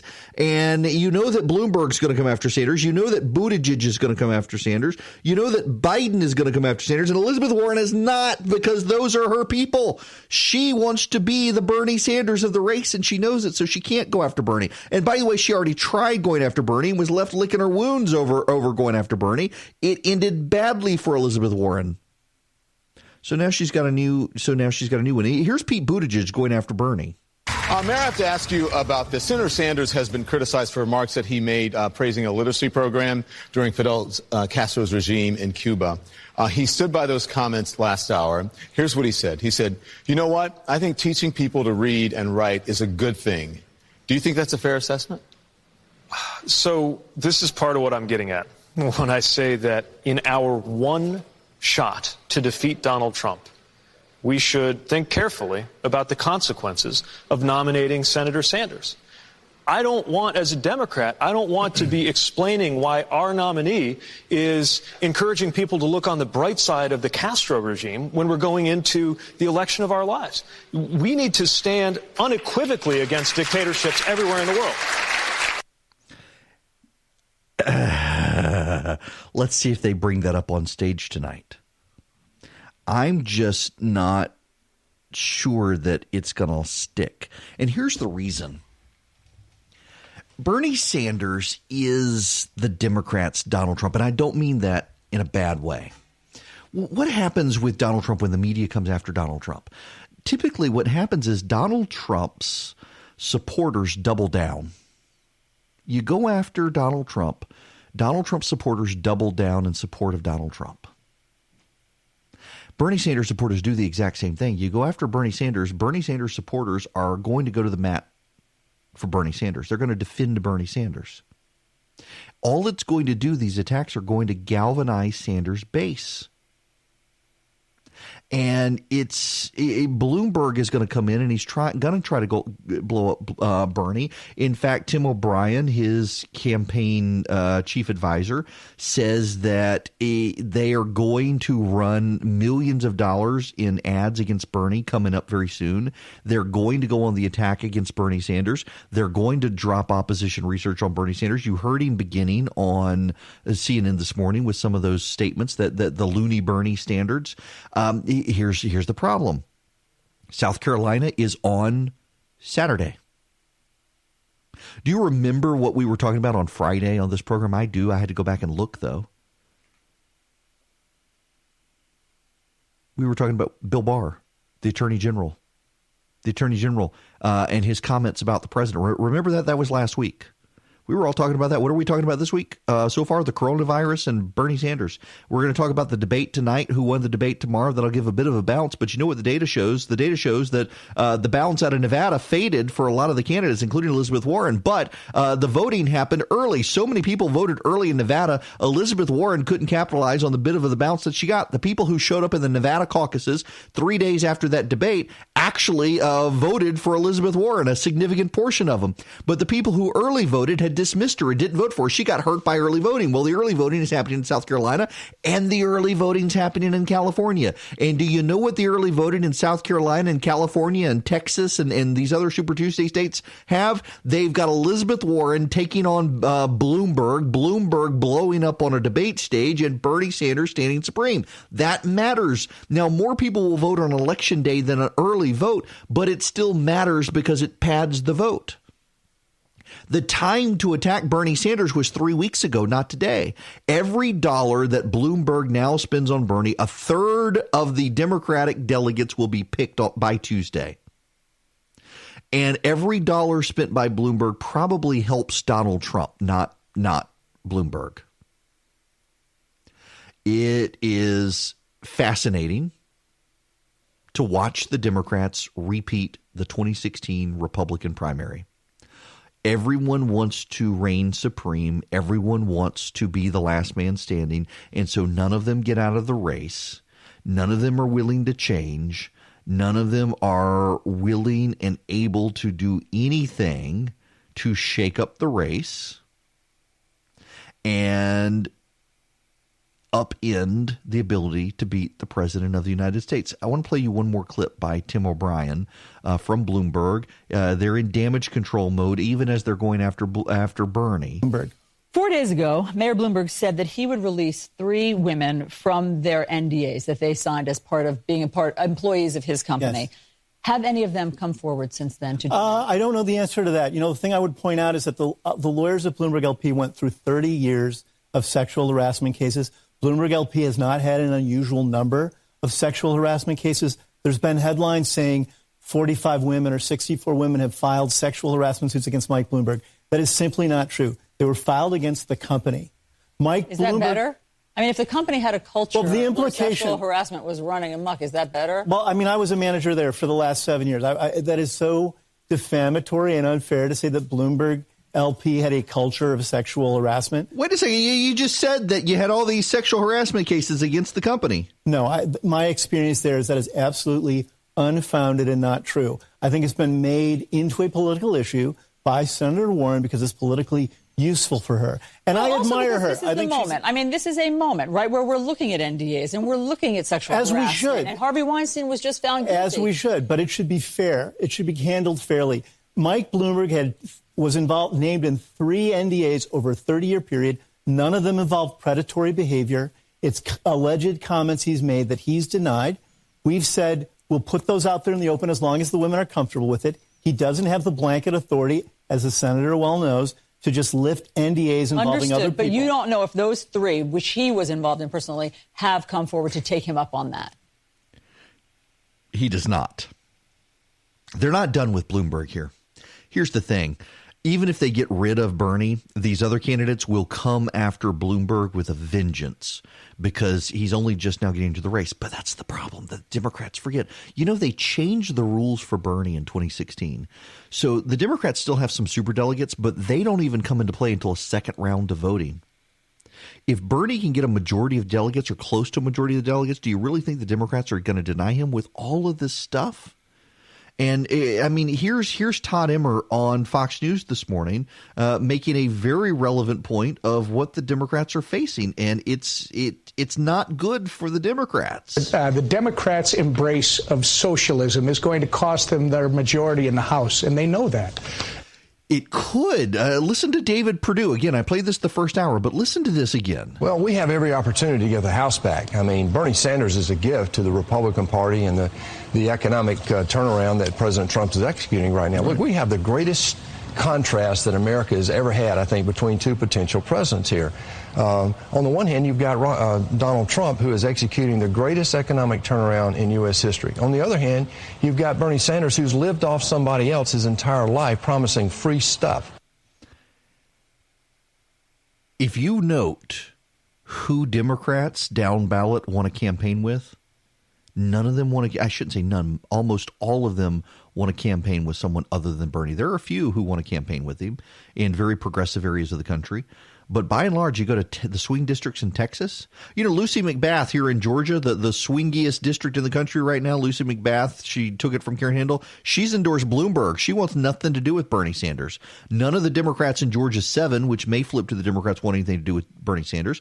I've been telling you for a while the Republicans don't have a path forward to take back the House. Suddenly they do with Bernie Sanders, and the proof of that is Fred Upton.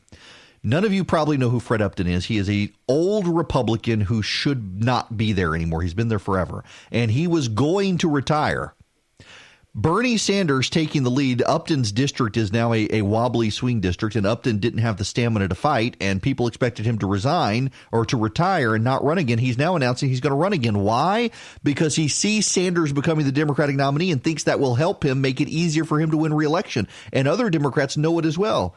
Suddenly, the Georgia Senate races look great for the Republicans with Bernie. Even the Colorado Senate race, Cory Gardner, looks great with Bernie up there. It's a problem for the Democrats to have Bernie Sanders at the top of the ticket, and they're trying everything they can to stop him, but he keeps winning. Ooh, this just happened on Fox News a few minutes ago. Rahm Emanuel sitting down in America's newsroom to talk about the Democrats, and he's a little upset with the rise of Bernie Sanders. Rahm Emanuel used to be the head of the Democratic Congressional Campaign Committee before becoming the chief of staff to Barack Obama in his first term. He's the guy who said never let a crisis go to waste, and, well, he's upset. The president at any time in the country. But guess what? The guy in the lead right now, the front runner for your party. Former mayor of Burlington. Former mayor, but he's a socialist Democrat, right? And front page story of New York, of the Washington Post today about all these past comments praising communist leaders. He's doubling down today on supporting Fidel Castro, the former Cuban dictator. Is your party ready to put up somebody who supported communists? I mean, he's going to have to answer this. This is what, in my view, was malpractice in Vegas. Everybody was angry and hitting on Mike Bloomberg, whose name wasn't even on the ballot. The guy that was on the ballot and was a front runner, you left unscathed. Take an issue that you guys on this channel at least have a different view, which is having done the assault weapon ban and the Brady bill for the President Clinton. Here's a guy 2 years ago in Vegas, worst mass shooting in American history, has the support of the NRA, and nobody touched him about where he was on the assault. Michael Bloomberg had the opportunity. Yeah, as Ed Henry was about to say, Bloomberg even had the opportunity to go there and didn't. The gloves are going to come off tonight. You know, I wonder if this is going to be a highly rated. I am honestly tired of the debates, and I don't want to watch this one. And will you guys do me a favor in all sincerity? Will y'all pray for my producer, Charlie? Because tomorrow he's going to have to cut up audio from the debate, and he doesn't ever handle it well. And as this, because I'm going to have to turn off my text messages in the morning because he's going to be blowing me up every piece of audio he hears. He's going to be with a string of expletives and comments to me. We need to pray for my producer's soul when he has to engage in cutting up audio in the morning. It's going to be brutal, but it's going to be I got to imagine that they're going to come out punching. Listen, they wanted to take out Bloomberg on the stage last week in Nevada, even though he wasn't on the ballot, because he's a usurper, and they resent it. And Elizabeth Warren still wants to. She's coming out after him. But the rest of them want to come after Bernie now on the Cuba comments, on the China comments, on the bizarre rape fantasies, on and on and on and on and on. They want to come after Bernie. But it's a 2-hour debate. You're going to have 7 people on the stage. You had 6. In the last several debates, you had 6. You're going to have 7 on this one because Tom Steyer is back on stage. They're going to have to ask Tom Steyer comments. He's going to go off the reservation on climate change stuff. You're going to have 2 billionaires on the stage. That gives Bernie an opportunity to talk about people buying the vote. It's going to be difficult. And then you got South Carolina on Saturday and Super Tuesday a week from today, and it's just going to be messy for the Democrats. And all of that helps Bernie Sanders get the nomination from the Democrats. I want to take a quick time out to thank a sponsor this week. And I got to tell you, I'm a fan because of what Blue Vine does, being a small business owner. You know, so the radio show, you're listening to my podcast. It is of my morning radio show. You know, I don't even make a salary off this thing. I'm still trying to grow advertisers. And so thanks to Blue Vine for that. But it's a small business. And I've got other people that I've got to pay on payroll. I've got expenses I've got to meet for satellite and costs for distribution, editing, production, things like that. So I'm not actually making a salary on any of this stuff. As a result, I am a small business looking to grow, looking for advertisers, and I understand what it means to reinvest. I also know what it means to need access to capital. And running a business, I mean, it is a challenge. Securing extra cash flow doesn't have to be a challenge. Blue Vine helps you get a line of credit. It's fast, it's easy, it's simple. There are so many headaches in running a business. You shouldn't have to worry about stuff like that. Blue Vine's actually simply an easy, fast way to help support your business growth with a line of credit up to $250,000. Whether you need the money to offset upfront costs, secure inventory, pay an unexpected expense, through Blue Vine, you can help yourself and your business stay secure for any reason. There's no fee to set up your line of credit. Blue Vine never charges maintenance or prepayment fees. Applying is very easy. You just go to getbluevine.com/Eric. For listeners of the Eric Erickson Show, Blue Vine is offering a special limited time promotion, a $100 gift card when you take out a loan or open a line of credit with Blue Vine. You go to getbluevine.com/Eric, ERICK, for more details. All you have to do is go to getbluevine.com/Eric and apply.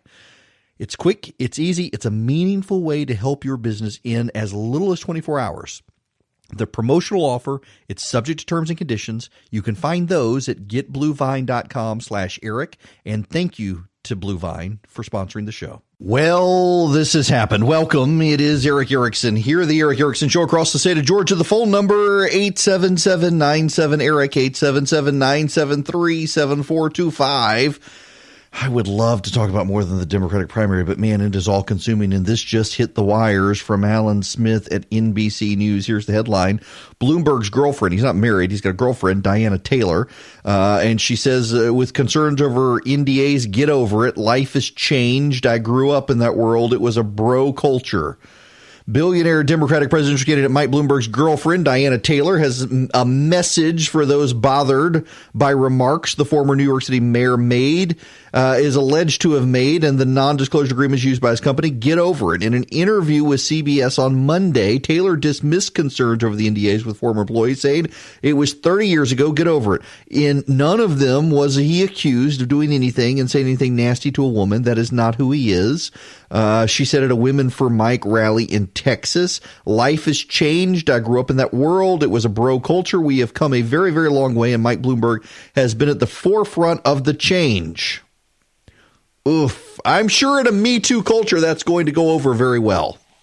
Well, Bernie's remarks are not going over well. And I got to tell you, I spent a little time. So there's this thing called Substack. And some of you get emails from me on Substack. And it's where I can just write. You know, I run the Resurgent on a daily basis. And sometimes I don't want to write on the schedule that I feel like I need to write for the Resurgent. And there's some things I want to start doing exclusively for people who are paying, frankly, exclusive podcasts and discounts to my conference and special stuff. And so I've been doing the Substack thing. It's just $7 a month for people to subscribe to. And I wrote a piece this morning, and the title kind of says it all. And millions will vote for a man they hate to stop a man they loathe. And this is what we're going to see this year in the election. A bunch of people who hate the president will vote for him to stop Bernie Sanders, and a bunch of people who hate Bernie Sanders will vote for him to stop the president. Democrats who have long opposed Bernie Sanders prefer him to Trump. Republicans who long have hated Donald Trump prefer him to Sanders. There are an increasing number of Americans, I think, who will sit on the sidelines. And I actually think that's good. So I was in Colorado over the weekend. Y'all heard me tell about the poor woman who puked next to me on the flight to Atlanta. 3-hour plane ride turned into a 4.5 ordeal. This woman literally 8 bags of vomit. Every time the plane bounced, she would throw up. She had altitude sickness. She was leaving Colorado, trying to get back to New York, was hoping it would settle down, and she just kept throwing up the Dramamine and the Aleve and everything in her system. I felt bad for her. But so I went out to Colorado Springs to talk to the leadership program of the Rockies. And I have said this here, and I'm going to say it again, and I don't mean to bore you with it, but one of the things I said to those people in Colorado at this program, it is a program that trains conservatives, teaches them the ideas of conservatism, the philosophical underpinnings of conservatism. They read the Federalist Papers. They read Hayek. They read Bastiat. They read Henry Hazlitt's Economics in One Lesson. All these things to educate them on what it means to be a conservative, to what it means to support free markets. And they involve themselves in the community. A lot of them run for office. And I told them we live in a day and age where the cult of personality dominates. And it's not good, but it is where we are. The cult of personality dominates. People are voting for Sanders or against Trump. People are voting for Trump or against Sanders or whoever the Democratic nominee ultimately is, if the Democrats can figure out a way to stop Sanders. They're not voting for ideas necessarily. They're voting for people, but the ideas still matter. Believe it or not, in 4 years, Donald Trump will not be on the ballot. He will be term limited. Donald Trump is not going to run for president again. He can't unless you amend the Constitution. And that's not going to happen. 2/3 of Congress and 3/4 of the states are not going to do it for him. It'll be someone else's turn. And he will go. And the ideas will remain. And what are the ideas? Well, the problem these days with the Republican Party is I don't know what the Republican Party stands for anymore other than defense of the president. And I really don't know what the Democratic Party stands for anymore other than opposition to the president. Sure, the Democrats want to give free stuff to people. Republicans want to grow government too. Republicans are putting another $1 trillion in the national debt, and they claim to be the party of free markets and limited government, and yet they keep growing government. Now you got this whole idea of national conservatism. Have y'all heard about this? National conservatism. Nobody can tell me what national conservatism is other than we grow government to reward our friends and punish our enemies. I don't want a government that grows so large to reward our friends and punish our enemies, because at some point you will lose control of the government and the other side will punish you and reward their friends. Never give your own side power you don't want the other side to have, because there is no such thing as permanence in American politics. And so ideas matter. But it's more than just ideas matter. And this is what I told the people in Colorado that, yeah, I quote it so often, you guys probably know immediately. Here he goes again. Jeremiah 29:7, seek the welfare of the city in which you're in exile. There you'll find your welfare. That's where the ideas ultimately matter. And I believe conservatives have the ideas for your local community.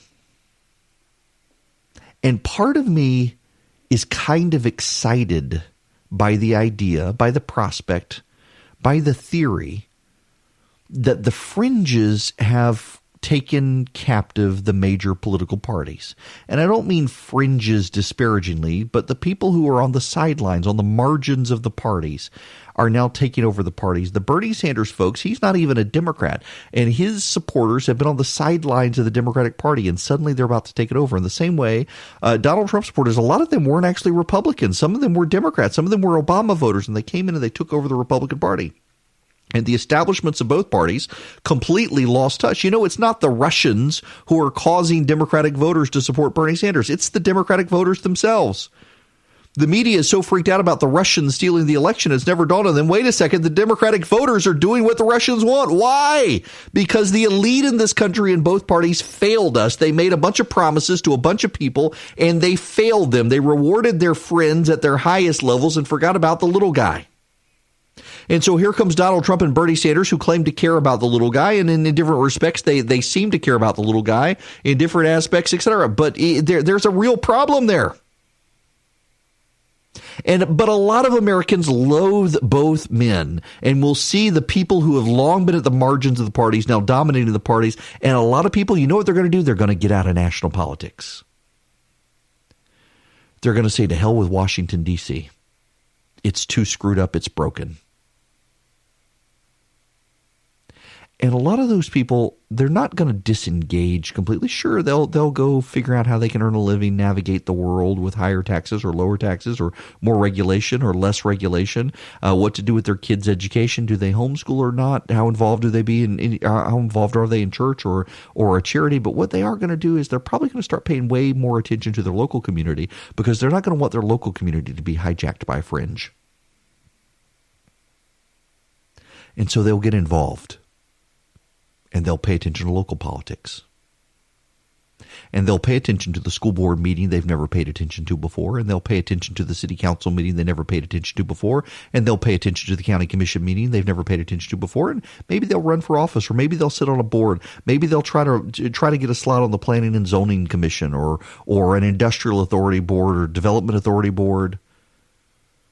and they'll want to play a role in their community because they've decided to check themselves out of national politics. National politics is in their playground. That's where they've gotten power. That's where they found use. And now the parties seem to have lost their minds, and they still want to be involved in some way. And so they'll start finally seeking the welfare of the community in which they live, realizing that they're going to find their welfare because Washington is broken. Washington can't do the things that Washington claimed to do. All sides are corrupt and all sides are broken and all sides are hostage to the other side. There are two groups in Washington, as Everett Dirksen once said, the evil party and the stupid party. And every once in a while, the evil party and the stupid party will get together and do something stupid and evil, and the press will call it a bipartisan accomplishment. And you will turn your nose up to it and say, this is ridiculous. The country's going broke. We're in debt up to our eyeballs. Nobody's got a solution. And you'll say, you know what, if we're going to survive, I got to get my community up to speed. I got to get my community going. I got to get my community elected. I got to get my community help. And you'll seek the welfare of your community. I don't think it's a bad thing that the parties are cracking up. Because for too long, every single one of us, myself included, I am as guilty as anyone else, we have fixated on the power struggles of Washington, D.C. I'm a Republican. You're a Democrat. I want my side to win. You want your side to win. And everybody ignores the state. Everybody ignores the county. Everybody ignores the city. Everybody ignores their block. Because it's all about Washington. Washington is the be-all, end-all. But, you know, on a daily basis, Washington does not affect your life. Certainly at the margins, Washington affects your life with health care. Or, you know, under Donald Trump, you Democrats have more take-home pay. Bet you're not giving it back to Washington. You're happy for the take-home pay Donald Trump gave you. But it doesn't affect you overwhelmingly. Washington doesn't affect you overwhelmingly. But your city council does, and your school board does, and your county commission does, and your highway department does, and your economic development authority does, and your industrial authority does. And your state legislature does, and your state bureaucrats do. But you're focused on Washington. And so now, assuming Sanders is the nominee, and you know, Sanders could be stopped. If we're fair, Sanders can be stopped. There is a ways to go. Only a third of the delegates are at stake. But the problem is that Bernie is building up such a lead, and there are no winner-take-all states in the Democrats. So anytime he gets close, he's going to keep picking up more votes. And as he keeps picking up more votes, that's going to put him in a commanding position to say, it's mine, it's my party now. And they won't, at some point soon, they won't be able to stop him. By the end of March, he'll be the nominee if they haven't found a way to scuttle him. If others don't drop out, and there's no reason for any of them to drop out, Sanders will be the nominee, and a whole lot of people who hate him are going to go vote for him because they hate Donald Trump more. And they will hate him while he's in office for 4 years, and they'll pretend to like him. That's the thing with Donald Trump. I know a lot of Republicans who routinely want to hump the president's leg, and they can't stand him. And they're embarrassed by it, and they feel like they got to bathe, but they can't say anything in public because they don't really like him. But they need access to him. And that's sad. That's a sad way to live, that someone can't be honest. I get blown up regularly by people for saying there's something about the president I don't like. I don't like his character. He's done something bad. I wish he wouldn't do this. And people blow me up all the time. But you know what? I sleep well at night. I sleep well at night knowing I'm going to go vote for this man in November. There are things about him I don't care for, but there are a lot of policies of his that I do. And I would rather him than the other side. And just because you don't like the way he tweets, I don't like the way he tweets. But the Democrats don't tweet and you think, oh, well, they're nicer people because they're not mean tweeting like Donald Trump. No, they support the killing of kids and communism. That's not a nice person. Individually, they can be a pleasant person, a nice person. You can get along with them. But the culture of death in the Democratic Party right now, not really a good thing. The support for socialist, communist policies by Bernie Sanders and the like on the Democratic side, not a good thing. But there will be a lot of Democrats who hate it, who actually do like the free market somewhat.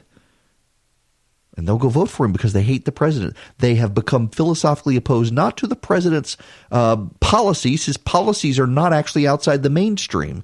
They are opposed to the president because they're opposed to the president. They thought he shouldn't have won. They have fundamentally, by faith, believed that he is the president because of Russia. They will dismiss the idea of Russia. Now, by the way, Bernie Sanders is out there now completely dismissing the idea that the Russians have involved themselves in the election. Bernie Sanders is out there completely dismissing the idea that the Russians are meddling to try to get him elected. I don't quite see it that way. I think if there is a candidate who loves Mr. Putin, who sees him as his best friend. That is the President of the United States, not me. I happen to believe that Putin is a dangerous autocrat. Unlike President Trump, I think he meddled very heavily in the 2016 election. And if by any chance Mr. Putin is watching this show, Mr. Putin, you ain't going to meddle in American elections when I'm President of the United States. And second of all, there are differences of opinion within the intelligence community of the role that Russia is playing. But there's no question that in 2016 they meddled in our election. They meddled then with Donald Trump. They're not meddling. Pay no attention to the reports now. Yeah, it's amazing to watch the Democrats turn on that as well. That suddenly Russia is no longer a problem because they might be helping Bernie. There are a lot of people who are going to get to November and wonder what the hell has happened to this country. And they're going to check out of politics. And you know what? That's actually a really good thing. More people could afford to, more people could stand to, more people should check out of politics because they've made it all encompassing. Y'all, I do politics 5 hours a day on the radio. I love politics. I was a campaign manager. I was a campaign strategist. I was a campaign minion. I drove candidates around. I licked envelopes and in the back office. I put stamps on. I wrote press releases. I built coalitions. I ran campaigns. I strategized. I did polls. I did ads. I did mail. I loved it. I still love it. But it's a portion of my life. Most of my life is spent with my family and my friends and hanging out and enjoying each other's company and thinking about church and are we going to church and what's the lesson this week and why am I not reading my Bible? I got to get back into my Bible and I'm really bad about reading my Bible. There's a whole other aspect of life out there besides politics, and so many people have made politics so consuming for them, and it's kind of nice to break them of that habit by having it all go so crazy. They're like, I got to do something else with my life. Yes, you should. Go grow a garden, grow a family, raise a family, seek the welfare of your city, get out of Washington politics, start focusing on your local community, whether it's Rome or Dalton or Athens or Jasper or Macon or Valdosta or Vidalia or Savannah or Statesboro or Douglas or Albany, Columbus, wherever. Focus on your local community. Washington will still be there, but there's no reason to make it the be-all, end-all of your life. The phone number here, if you want to be a part of the program, 877-97-ERIC, 877-973-7425 is the phone number. Hey, by the way, those of you up in Rome, I love this idea. If there is today... it is the night at the movies. It's a Rome tradition. It's raised $275,000 for the Exchange Club Family Resource Center in Rome. It is today, February 25th. It is the 20th anniversary. The event starts at 6 p.m. at Seven Hills Building, located next to the DeSoto Theater. Guests can enjoy hors d'oeuvres, libations, courtesy of local restaurants. At 7:15, you'll go across the street to the Rome City Auditorium and enjoy Casablanca on the big screen at 7:40. What a great movie. And there's a new projector system in the City Auditorium in Rome as well. Tickets are $55 per person, $100 per couple, $45 per order of 10 or more. You can go to exchangeclubfrc.org if you want information. This is a news story. It's at WRGAnews.com, our affiliate up in Rome, WRGA. That's a great idea. Night at the movies tonight. And again, it starts at 7:15, the movie at 7:45, and it's Casablanca on the big screen at the Rome City Auditorium. Worth doing, great fundraiser, great opportunity to help the prevention of child abuse in the Floyd County area. So head up there. Again, the phone number here, 877-97-ERIC, 877-973-7425. One more housekeeping note for you. I guess it's next week on the 4th. The 4th. I will be in Athens on the 4th. I will be talking to the college Republicans at the University of Georgia on March 4th at 6:30 p.m. Oh, by the way, if anybody at WGAU is listening, I may need to come by and do my evening show from your studio. Note to WGAU, I may need to on the 4th do my evening show at your studio, as I will be talking to the college Republicans at 6:30 in Athens. And then I'm going up to Clarksville, I guess, in a couple months as well. Around the state, when we come back, we will move on to Georgia Matters and the president in India. I admit I'm coming back on air and had actually swung my microphone away from me and like, oh, where's my microphone? It's swung around on the other side of the desk.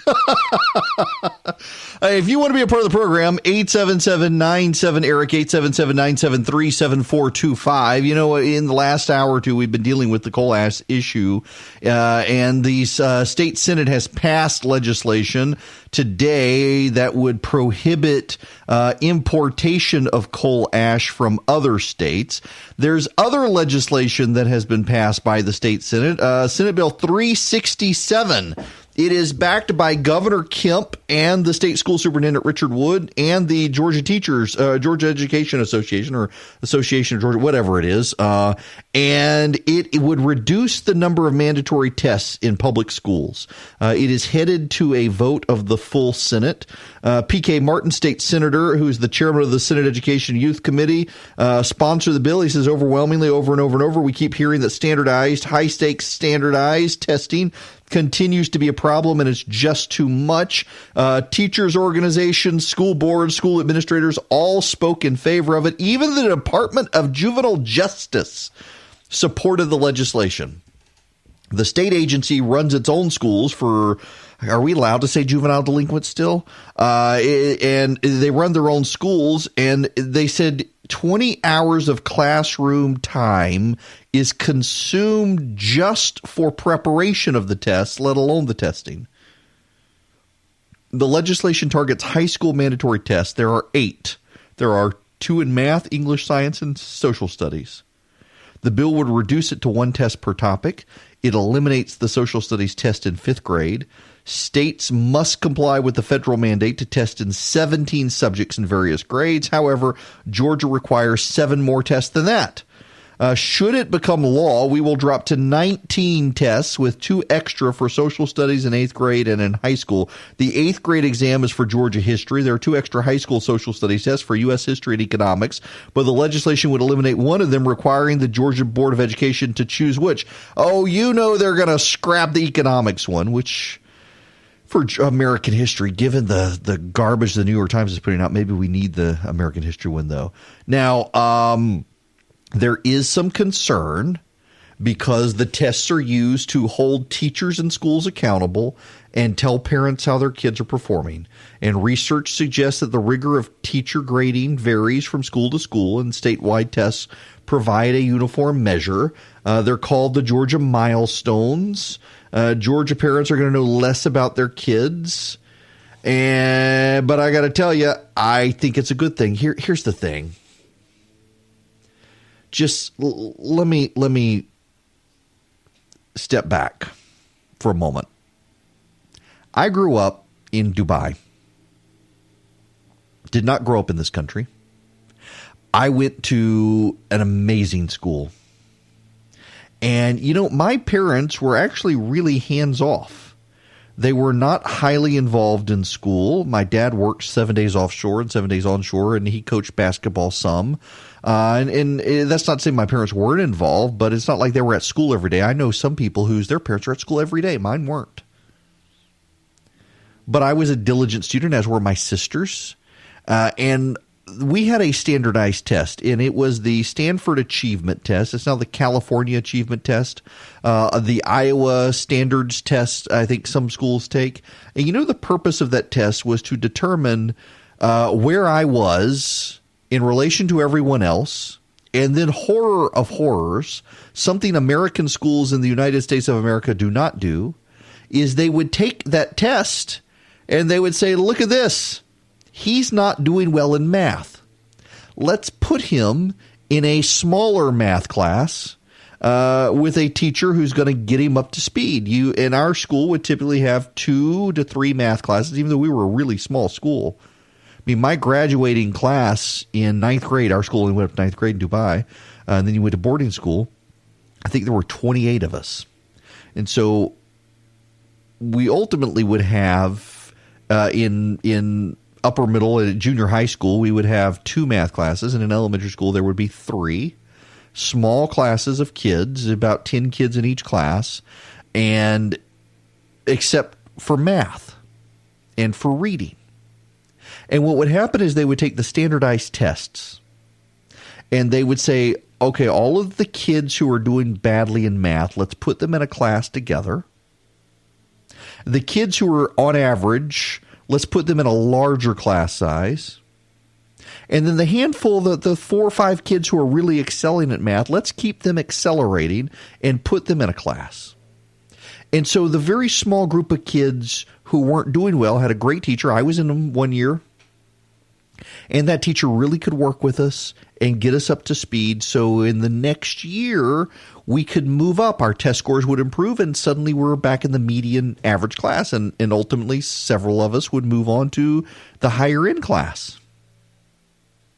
And the same with reading comprehension. I remember one year, and in fact, it was second grade. We moved over there after kindergarten. I'm starting first grade. I'm into second grade, and I was a terrible reader. I hated to read when I was a little kid. I hated to read. And my reading comprehension and vocabulary were off, and they would make me go to a classroom, and there were just 6 of us in the classroom. And, I was there for a year, and I had a British teacher who was fantastic.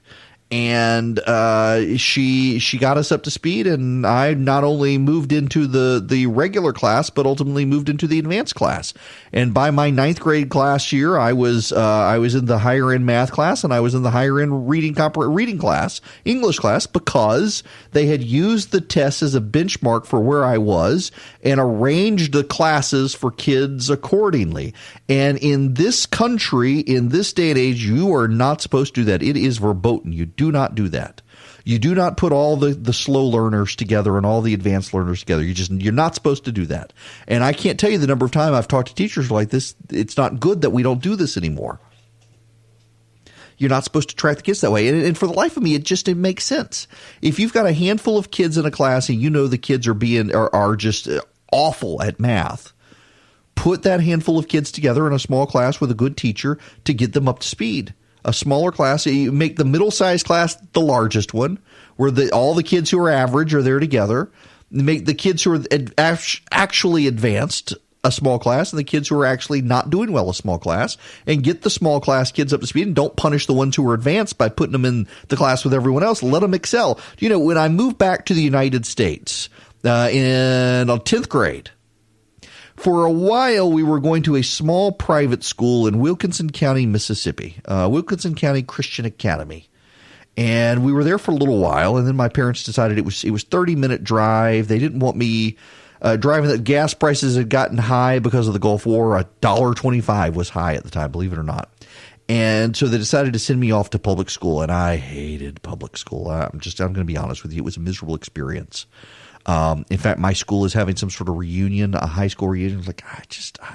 I had like 3 friends in high school. I ran the office. And it's not that I was never bullied, and I got along well with everyone. I didn't like it. It was depressing to me. I had some really good teachers, but I was so far advanced from where everyone else in the school was that I actually wound up being the French teacher. Believe it or not, we had a little man from South Louisiana would drive up to teach French, and occasionally he would not show up, and he would leave lessons, and I would do that because I had 5 years of French. It was bizarre.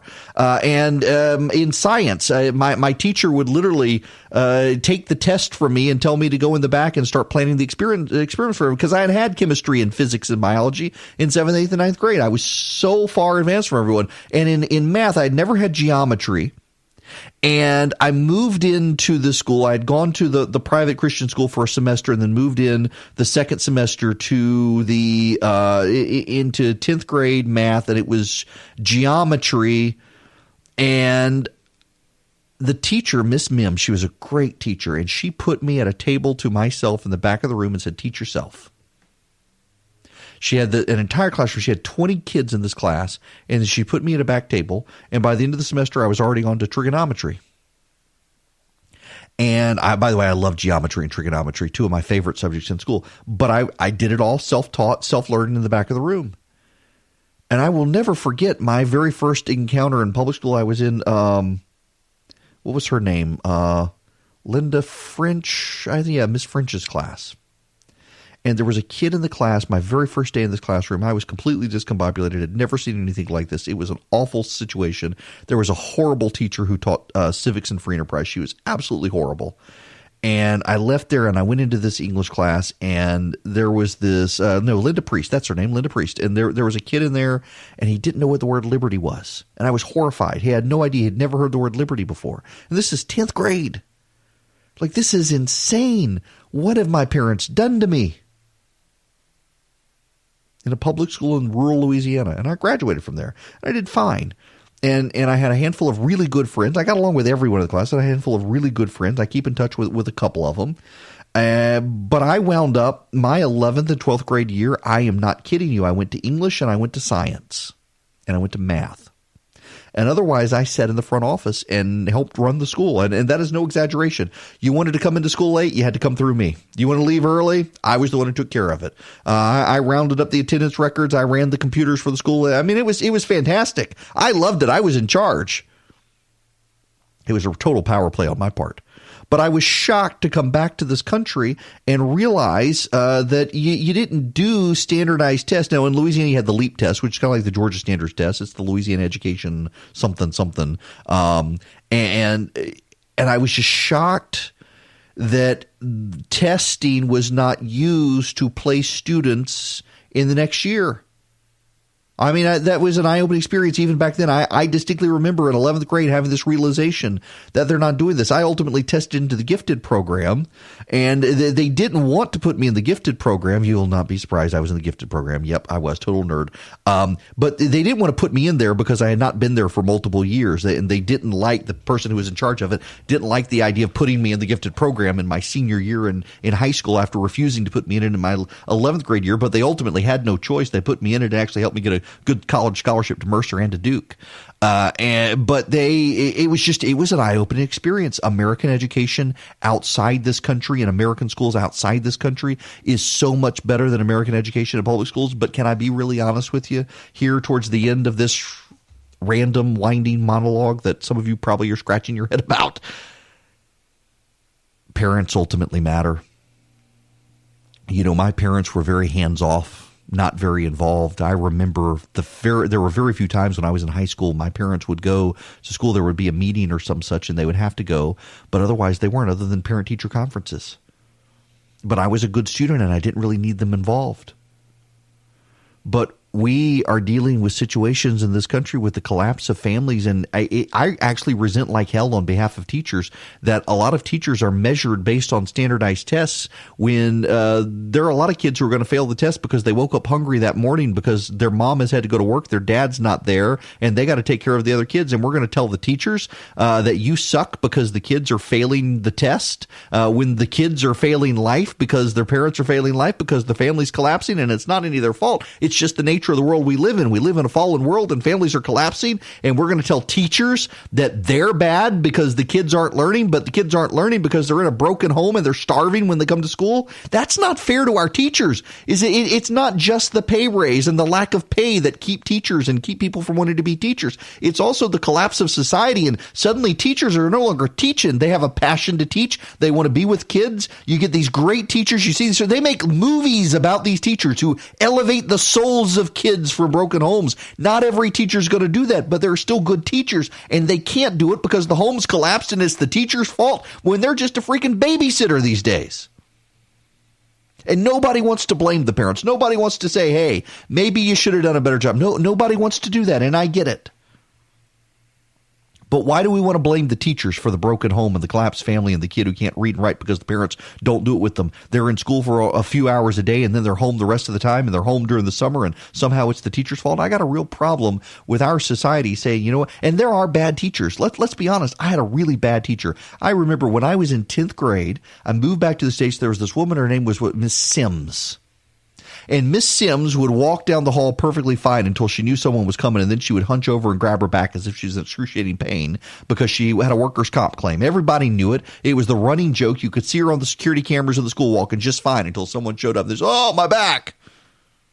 and she taught free enterprise and civics, and she was terrible at free enterprise and civics. You could have done a better job just playing Schoolhouse Rock videos than her. It was a garbage class, and she was a terrible teacher, and I resented her. To this day, I resent her. I actually got up and left that class more than once, and she didn't care if you were in the class or not. I'd go sit in the office and study. I'd make straight A's in the class and never go to class. I would skip the class, and she wouldn't even take attendance. She was a horrible teacher, and everybody knew it. And she deserved to be fired, and they couldn't fire her because she had the workers' comp case, and she would sue them if they did. And that's why she did the workers' comp case. There are terrible teachers in schools. There are really awful teachers, and we should make it really easy to fire bad teachers.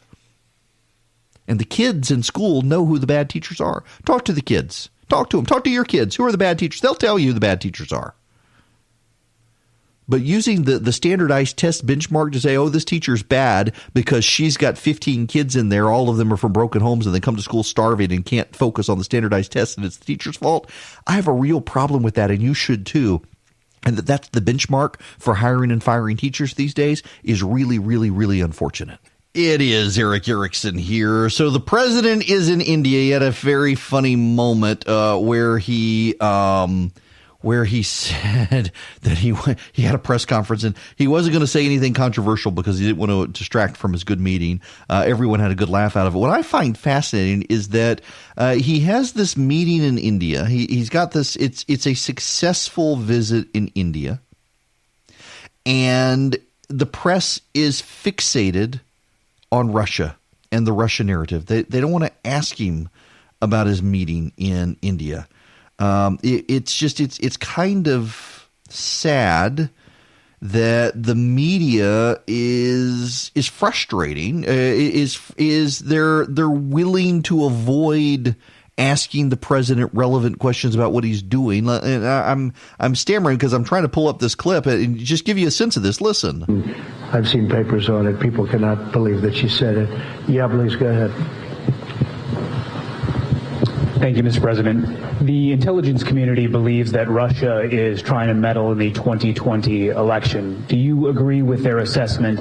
And what is your message to Vladimir Putin about potentially interfering regardless of the candidate they support? Well, you know, what I'm reading, and again, I'm over here for the last number of days, but they went to see Bernie, and they told Bernie about something having to do with they want Bernie to win. They did not tell me.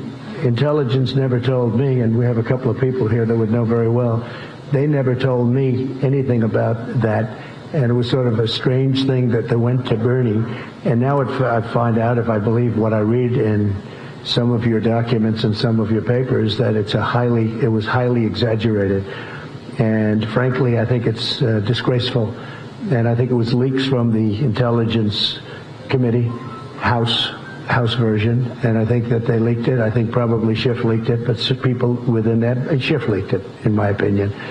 And he shouldn't be leaking things like that. That's a terrible thing to do.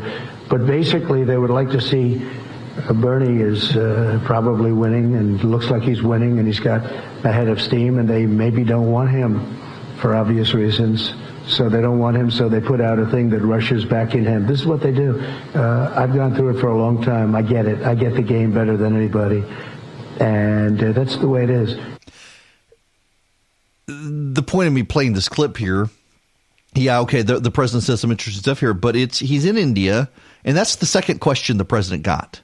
He's in India concluding a successful trade trip, and the media is just obsessed with the Russia stuff. Russia.